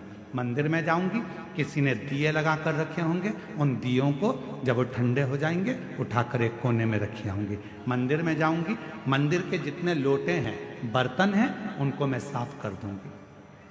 मंदिर में जाऊंगी, बेलपत्र ले जाकर मंदिर में रख दूंगी, बाबा को चढ़ जाएगा। मंदिर में जाऊंगी, कहीं जाले लग रहे होंगे, झाड़ू उठाऊंगी, उस जाले को मैं साफ कर दूंगी, जिससे मेरी जिंदगी के सारे जाले समाप्त हो जाएं और मेरी जिंदगी भी अच्छी हो। एक नियम, जब हम हमारी जिंदगी में कोई एक नियम धारण करते हैं, तो देवाधिदेव महादेव हमारी ओर अग्रसर होकर आते जाते। वामदेव एक ऐसे शंकर भगवान के भक्त हुए, शिव के उपासक हुए, जिन्होंने शंकर भगवान पर ना जल चढ़ाया, ना शंकर भगवान पर बेल चढ़ाया, ना शंकर भगवान को प्रसाद चढ़ाया, ना शंकर भगवान को कोई वस्तु चढ़ाई। उस वामदेव शिव भक्त ने अगर कुछ चढ़ाया, तो शंकर जी को रोज प्रतिदिन भस्म तैयार कर कर शिव जी को भस्म चढ़ाए। प्रतिदिन भस्म चढ़ाए, प्रतिदिन प्रतिदिन। आप सबको मालूम है ना भस्म कैसे बनाई जाती है? भस्म का नियम क्या है? अलोनी गोबरी। अलोनी गोबरी किसको कहते हैं? कंडा किसको कहते हैं? एक होता है गाय का गोबर लाए, हाथ से ऐसे ऐसे थाप कर उसका कंडा बना दिया, गोबरी बना दी, ठीक है? वो नहीं, गाय ने देसी जो हमारी वेद लक्षणा गाय होती है, देसी गाय होती है, उसका जो गोबर गिरता है वो गोबर अपने आप सूख जाए, वैसा कि वैसा ही, उसको हाथ लगाकर थापा ना जाए, सूख जाए। ऐसे ऐसे गोबर जंगल में बहुत मिल जाए। उसको जलाकर अच्छा मुहूर्त देखकर फिर उसको गंगा जल छींटकर उसको जलाकर उसकी जो भस्म तैयार होती है उसको कपड़े से छान कर शिव नाम लेते हुए, शंकर का स्मरण करते हुए, जैसा जैसा शिव महापुराण में वर्णन है भस्म बनाने का, उसका स्मरण करते करते शिव नाम लेते लेते उसको तैयार करा। फिर उस भस्म को आप शिव जी को समर्पित कर सकते हैं। उस भस्म को वापस लेकर आकर उस भस्म को अपने तन पर धारण कर सकते, त्रिपुंड लगा सकते। वामदेव एक ऐसे शिव भक्त हुए जिन्होंने शंकर भगवान को कुछ नहीं चढ़ाया, केवल शंकर भगवान को भस्म चढ़ाया, केवल भस्म। और भस्म के सिवा कुछ, केवल भस्म।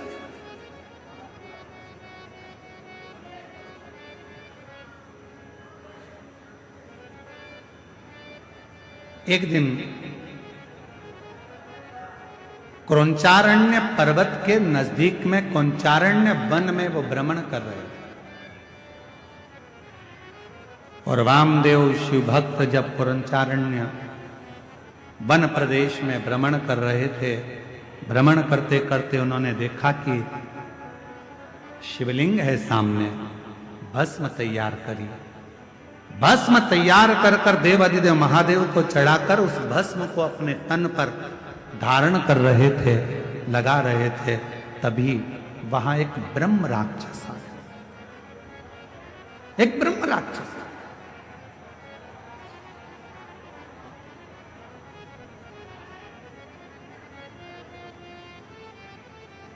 और एक ब्रह्म राक्षस उसी समय पर आया।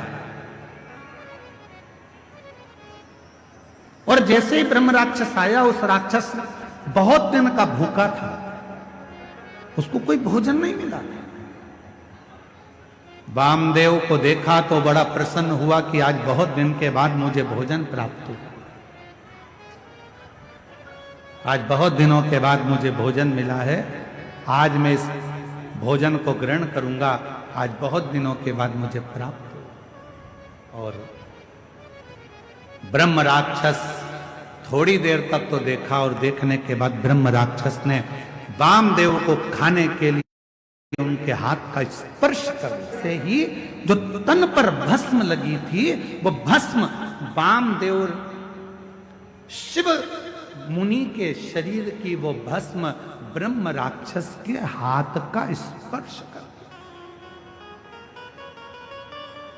हाथ का स्पर्श। हमको कभी कभी लगता है कि क्यों इतना किसी पुराण के कथा के पंडाल की मिट्टी को लोग लेकर नहीं जाते, पर शिव महापुराण के कथा के पंडाल की मिट्टी को भी लोग अपने शरीर पर धारण करते हैं। ये इस कथा से सीखने को मिलता है वामदेव जी की, कि भगवान शंकर के भजन का बल कितना बढ़ता है, कि शिव जी के शरीर पर लगी हुई भस्म राक्षस का भी कल्याण कर देती है, तो शिव पुराण की कथा की पंडाल कई जीवों का कल्याण कर जाती है, कई जीवों का।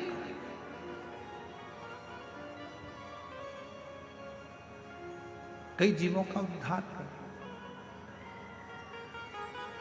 और जो जैसी भावना लाया वो वैसा ही फल पाया, नहीं खाली उसे लौट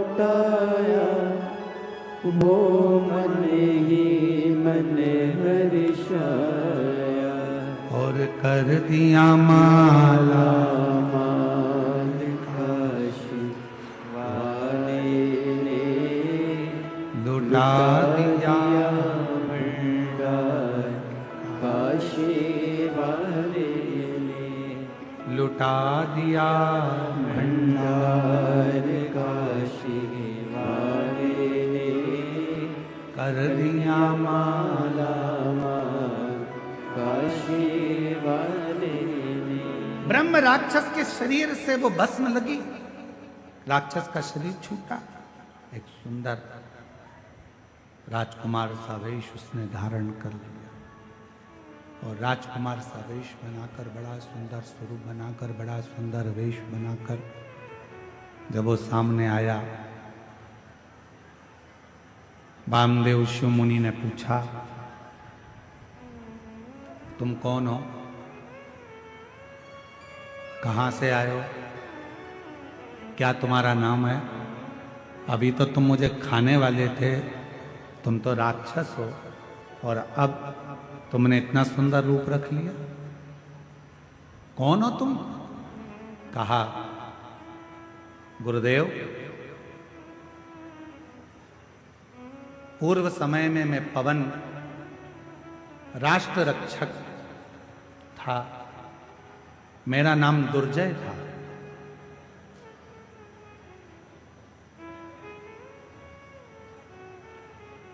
रक्षा करना मेरा काम था, मेरा नाम दुर्जय था, मैं रक्षा करता था। एक गलती मुझसे हो गई,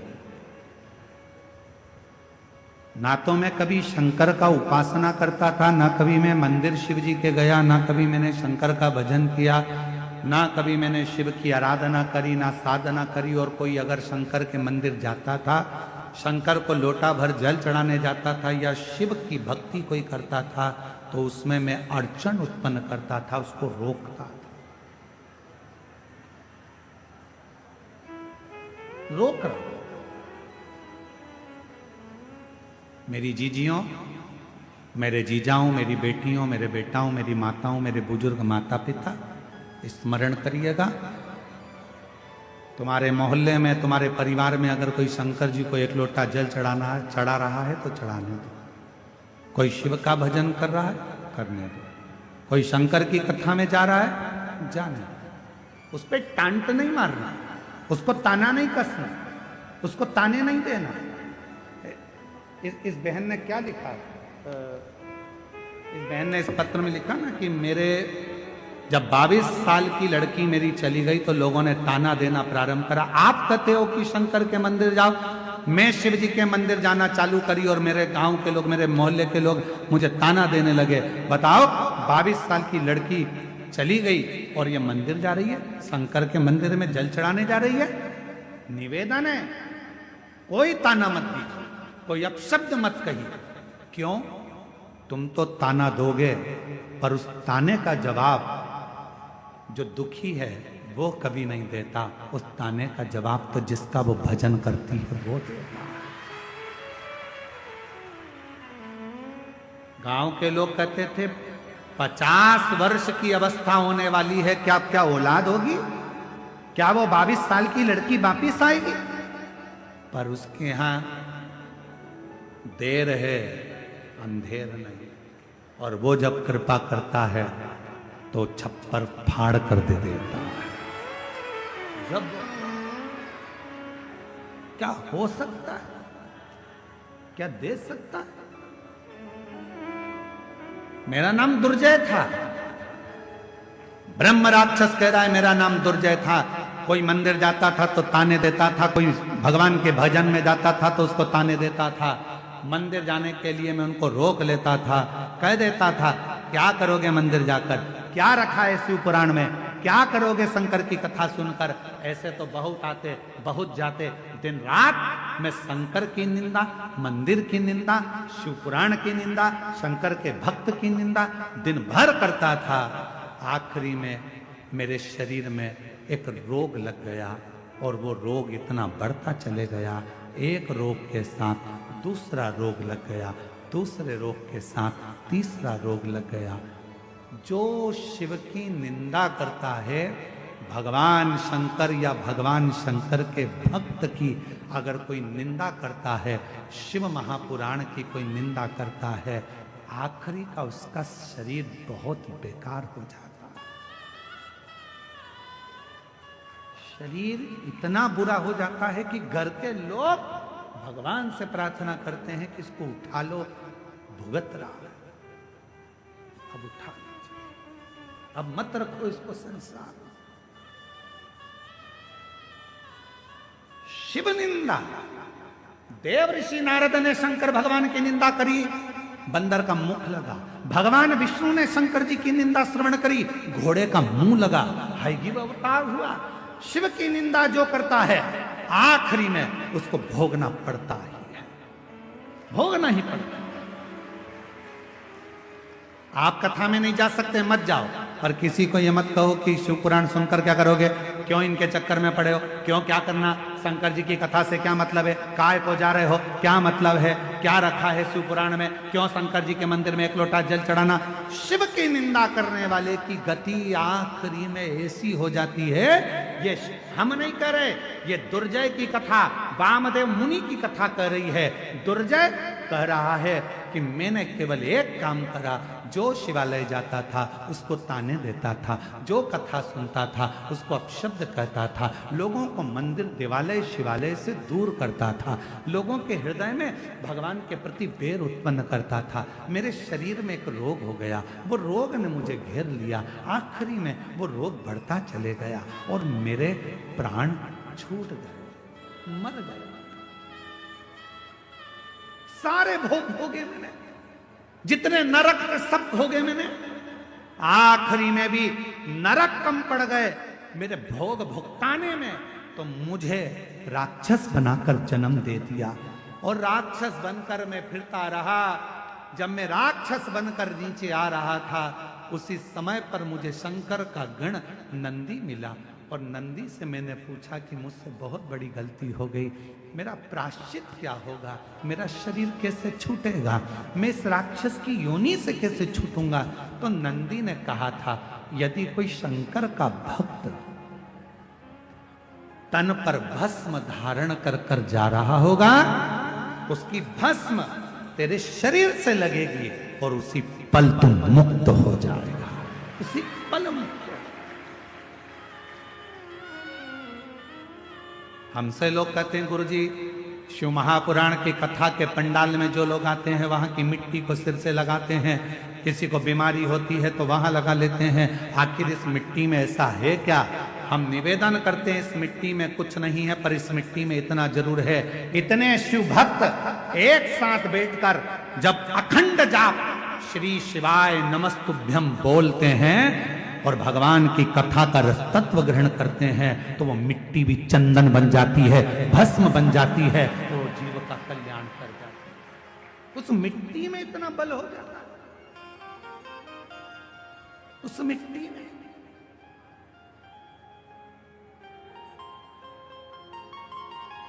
किसी के 10 साल बच्चे नहीं, किसी के 12 साल बच्चे नहीं, किसी के एक पत्र है,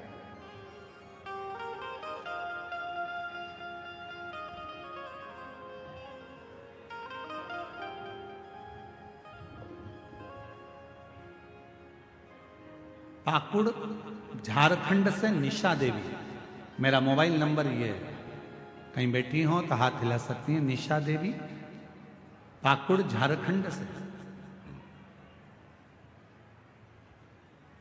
14 फरवरी 2025 को मेरे पति को अचानक शाम में चक्कर आया, वह गिर गए, उनको हम हॉस्पिटल लेकर गए तो वहाँ डॉक्टर ने हमको धुलिया के रेफर कर दिया, आईसीयू में हम लोग उनको रखे। डॉक्टर ने पूरा शरीर पैरालिसिस मार गया, पूरे शरीर में लकवा था, बोल नहीं सकते, ब्रेन के अंदर ब्लड के थप्पे जम चुके थे, ना वो हिलते थे, ना डोलते थे, ना बोलते थे, पड़े रहते। तब डॉक्टर ने कहा कोई गारंटी नहीं, पता नहीं ये कब उठे, शरीर तो पूरा बेकार हो चुका है। तब कैसे हो सकता, शिव जी के मंदिर भगवान शंकर को एक लोटा जल चढ़ाकर उसका जल लगाना प्रारंभ करा, बेलपत्र देना प्रारंभ करा। समझ नहीं आया कि करें तो करें क्या। तब मेरी माँ ने कहा कि हमारे नजदीक में एक माता जी रहती हैं, वो एक शिव पुराण की कथा में गई थी, उसकी मिट्टी लेकर आई, उसकी मिट्टी लेकर आई है। मैं दामाद के लिए वो मिट्टी लेकर आ रही हूं। मेरी माँ दामाद के लिए मिट्टी लेकर आई। शरीर पर हमने उसी मिट्टी को ले जाकर लगाना चाहा, पर डॉक्टरों ने मना कर दिया। चुपचाप से अपने कपड़े में मिट्टी को लगाकर दामाद के पास मेरी माँ मिलने के लिए गई और अपना साड़ी का पल्लू दामाद के पूरे शरीर पर लगा दिया। 15 मिनट के बाद शरीर में हलचल होना प्रारंभ हो गई। शरीर में हलचल होना प्रारंभ हुई। आईसीयू में भर्ती थे। धीरे धीरे बाबा की ऐसी कृपा हुई, डॉक्टर तो बोले थे ये कभी जिंदगी में चल पाएंगे ना चल पाएंगे, समझ पाएंगे ना समझ पाएंगे। आज मैं उनका पूरा फोटो लगा रही हूं कि पूरी ठीक होकर बाबा की कृपा से, शंकर की कृपा से, आज बाबा की करुणा से पूर्ण तरह से उठ बैठ गए।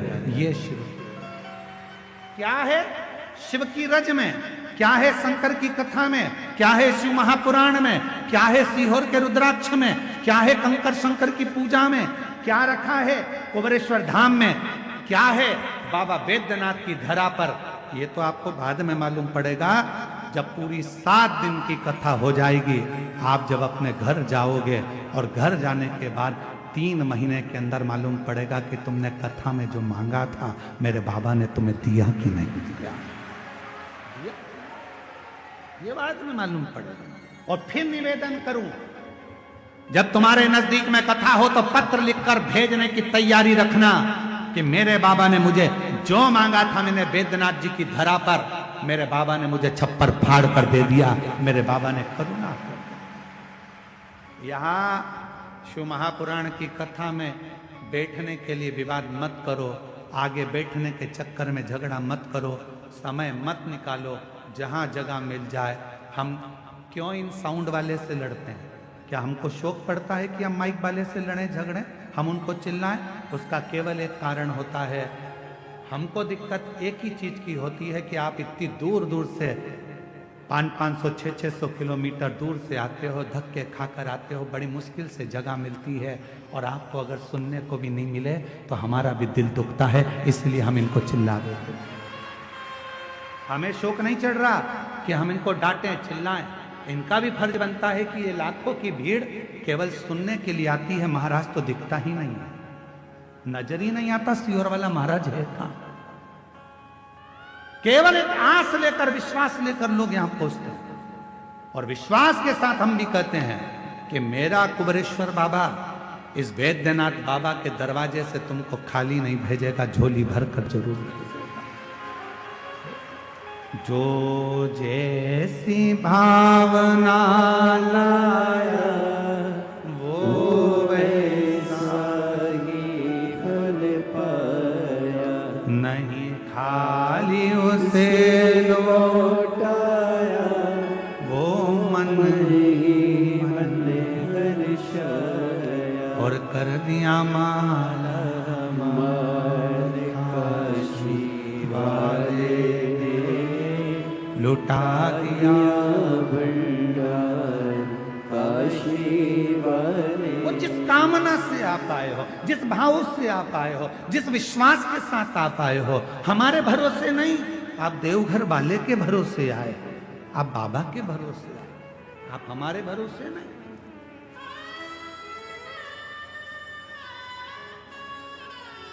हमारी सामर्थ्यता नहीं कि हम आपको कुछ दे सकें, कुछ प्रदान कर सके।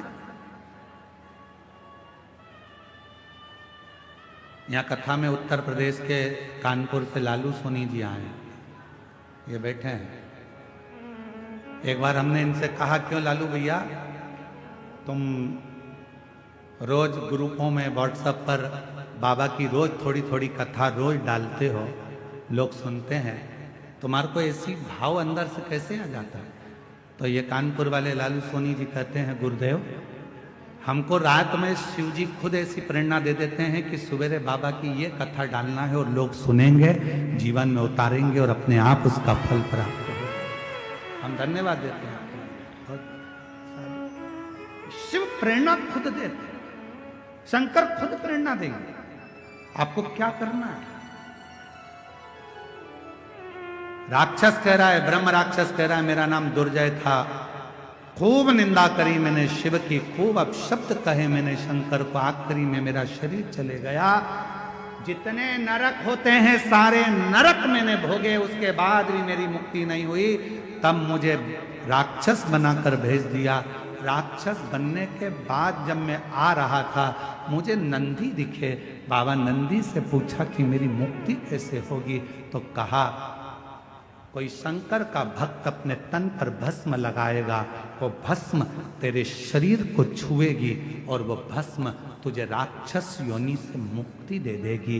बस हे वामदेव जी, आपके शरीर की भस्म मुझे छू गई और छूते से ही आज मेरी मुक्ति हो गई। रज छूते से, छूकर क्या मिलता है। शिव उपासना कर रही है, भगवान शंकर का चरित्र कर रहा है। इसीलिए शिव तत्व कहता है भोजन भजन व्यापार और मिलन, चार चीजें हैं। आप भी बोलिएगा साथ में, भोजन भजन व्यापार और मिलन। ये चार हमेशा प्रसन्नता में करना चाहिए, चेहरे पर स्माइल होना चाहिए। भोजन करते समय अपने चेहरे पर मुस्कुराहट रखिए, क्रोध नहीं, गुस्सा नहीं, चिड़चिड़ नहीं, अपशब्द नहीं। भोजन करते समय अपने मन को इतना पवित्र रखो कि चेहरे पर प्रसन्नता रहे। आधे से ज्यादा लोग जब भी भोजन करने बैठते हैं, सास के सामने थाली गई, सास का मुंह भगोना हो गया। बेटे के सामने भोजन गया, उसका मुंह फूल गया। ससुर खाने बैठा, उसका मुंह फूल गया। पति जीमने बैठा, पति का मुंह फूल गया। जेठानी कुछ करने बैठी, चाय पीने बैठी, इतनी शक्कर डाल दी, इतनी तन्ना दी, ऐसा कर दिया वैसा, आधी चाय तो वहीं खराब हो गई।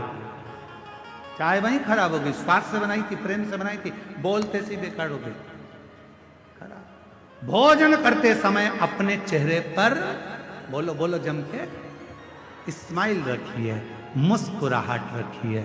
दूसरे नंबर पर भजन करते समय, कथा सुनते समय, भगवान के मंदिर जाते समय, एक लोटा जल चढ़ाते समय अपने चेहरे पर पूरी पूरी स्माइल रखिए, फुल स्माइल, फुल।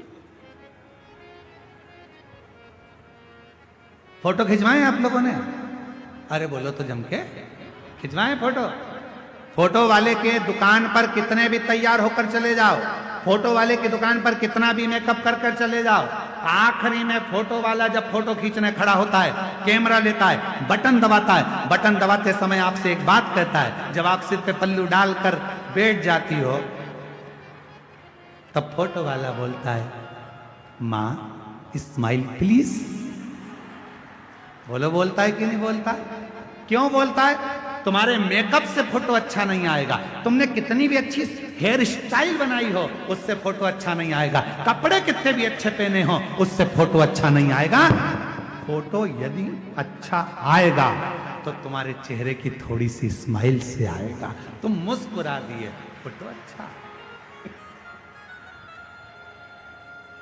मुस्कुरा। इसलिए हमने देखा जब भी कोई सेल्फी लेता है ना तो मुस्कुरा, प्रसन्न।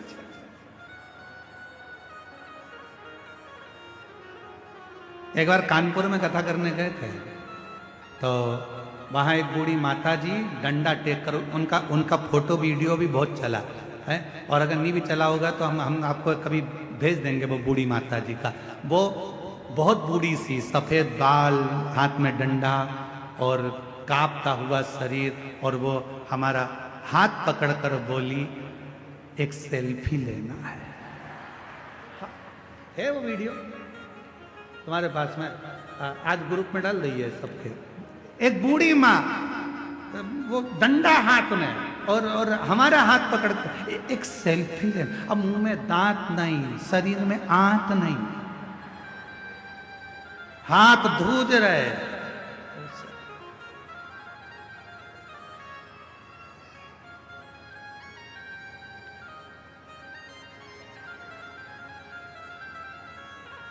सेल्फी लेते समय स्माइल दे। तो शिव कथा कर रही है, भोजन करते समय प्रसन्न दिखो, भजन करते समय कथा में जितनी देर बैठो उतनी देर ऐसे मत बैठना किसी ने मार ठोक के बिठा दिया हो। कथा में बैठना तो बड़ी प्रसन्नता में बैठना। मेरे बाप के घर आई हूं, अपने पापा से कहने के लिए आई हूं, मैं अपने बाबुल से बात करने आई हूं। बाबा से बोलूंगी, भोला सब दुख काटो ओ भोला सब दुख काटो मारा। शिव शंकर जपू तेरी माला भोले बाबा जपू तेरी माला।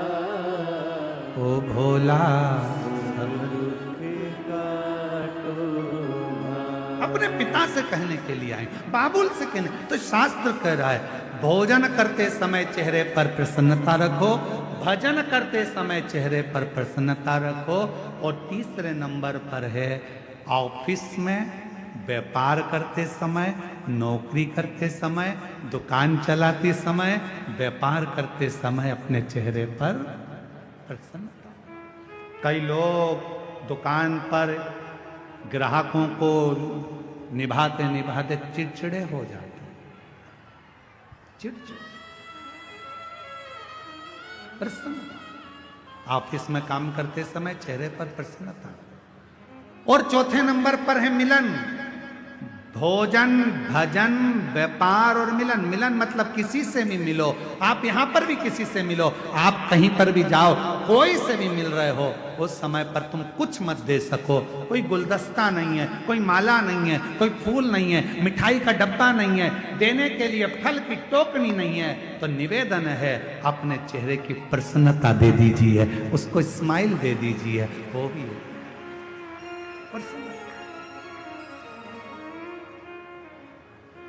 प्रसन्नता।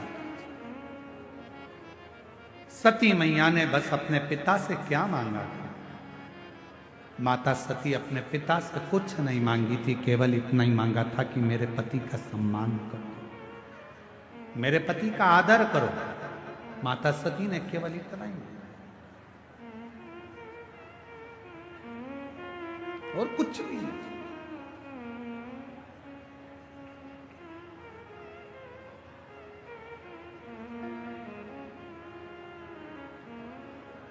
तेरे दरबार की बाबा निराली शान देखी है, तेरे दरबार की बाबा निराली शान देखी है।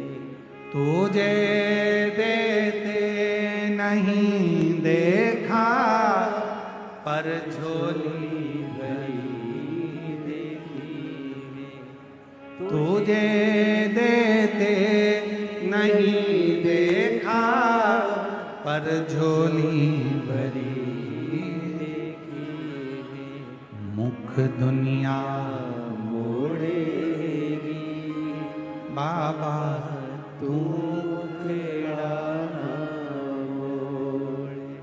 मुख दुनिया मोड़ेगी बाबा तू खेड़ा ना मोड़े। मेरी लगी परी तीनों बाबा तू बेला। उससे प्रेम, स्नेह याद रखना। कपड़े में कपास होता है, वृक्ष में बीज होता है, और शिव महापुराण की कथा में स्वयं शिव होता है। कपड़े में कपास होता है, वृक्ष में बीज होता है, और शिव महापुराण की कथा में स्वयं शिव होता है। शंकर को पाने का केंद्र बिंदु है ये शिव महापुराण की कथा। सती ने कहा, मेरे बाबुल मुझे कुछ नहीं चाहिए, मेरे पिता अगर देना चाहते हो तो मेरे पति को सम्मान दीजिए, आदर दीजिए, सत्कार दीजिए, उनको स्थान दीजिए, पर आप वो भी नहीं दे पाए। आखिरी में माता सती अपने प्राणों को त्याग दी। क्या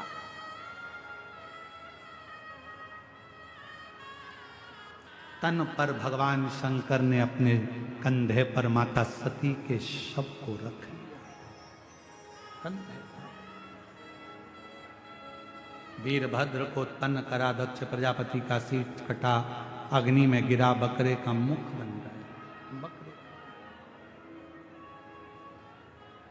कंधे पर शीश, कंधे पर शरीर, और कंधे पर जब शरीर है, कंधे पर जब शरीर धारण कर रखा था, कंधे पर जब शरीर था, दुनिया के लोगों को लगा कि भगवान नारायण ने अपने सुदर्शन चक्र से माता सती के टुकड़े कर दिए। भगवान नारायण माता सती के टुकड़े नहीं कर पाते, क्योंकि सती के टुकड़े करना बहुत कठिन था। वो सुदर्शन चक्र भगवान नारायण का नहीं था। जब 108 कमल के पुष्प भगवान नारायण श्रावण के महीने में भगवान शिव को दे रहे थे, एक कमल का पुष्प कम पड़ गया था, तब भगवान विष्णु ने अपना नेत्र निकालकर शिव जी को दे दिया था। शंकर जी के 3 नेत्र हो गए थे, और भगवान शंकर ने अपना सुदर्शन चक्र भगवान विष्णु को दे दिया था। तो वो सुदर्शन चक्र भगवान विष्णु का नहीं था, शिव के चक्र से, शंकर भगवान के सुदर्शन चक्र से माता सती के टुकड़े हुए। भगवान नारायण के चक्र से बहुत मुश्किल था टुकड़े होना, शरीर के टुकड़े। जगत कल्याण के लिए वो टुकड़े करे गए कि ये माता सती के शरीर के टुकड़े जब भूमि पर गिरेंगे, ये रज भूमि पर जब गिरेगी, माता का जब शरीर का जो भस्म भूमि पर गिरेगी, संपूर्ण जगत का उद्धार होगा। लोग जब ये शक्तिपीठ पर जाएंगे, शक्तिपीठ की भूमि पर जाएंगे, उस भूमि पर चरण रखेंगे, इनका कल्याण हो जाएगा। माता सती के तन की भस्म इनके शरीर पर लगेगी, इनका उद्धार हो जाएगा। और आप और हम तो कितने किस्मत वाले हैं कि उस भूमि पर कथा सुन रहे हैं जिस भूमि पर स्वयं शक्ति भी है और स्वयं शिव भी है। उस भूमि पर कथा श्रवण करें, ये प्रभु की कृपा से प्राप्त होता है, ये भगवान की करुणा से प्राप्त होता है, ये शिव की कृपा के बिना मिल नहीं सकता। एक हमारे एक सूरत के श्री आशुतोष मिश्रा जी हैं, और एक लालजी भाई सेंगर जी हैं, और केतु भाई पाटिल जी हैं। ये जब एक बार कथा लेने के लिए, महाराज शिव की उदारता के बिना कुछ संभव नहीं है। सती मैया के शरीर के टुकड़े हो गए। जो माता सती जलकर भस्म हुई थी, वह हिमालय राज के घर में पार्वती जी के नाम से विख्यात हो गई, और माता पार्वती जी का हिमालय राज के घर में जन्म हुआ। शिव को पति मानकर पूजन आराधना करना, साधना करना, सती माता का वो स्वरूप, माता पार्वती जी का एक आनंदमय भाव, और माँ जगत जननी पार्वती जी का शुभ मंगल विवाह भगवान देवाधिदेव महादेव के साथ हो रहा है। एक बार जोरदार ताली बजाएं शिव और पार्वती जी के लिए। भगवान शंकर पार्वती जी पधार रहे हैं, जोरदार ताली बजाकर स्वागत करिएगा शंकर पार्वती के। पार्वती मैया शिव जी के गले में सुंदर जयमाला पहना रही हैं, जोरदार ताली बजाकर स्वागत करिए माँ पार्वती जी का। शंकर भगवान माँ जगत जननी पार्वती जी के गले में जयमाला पहना रहे हैं, जोरदार ताली बजाइए। हार हार महादेव।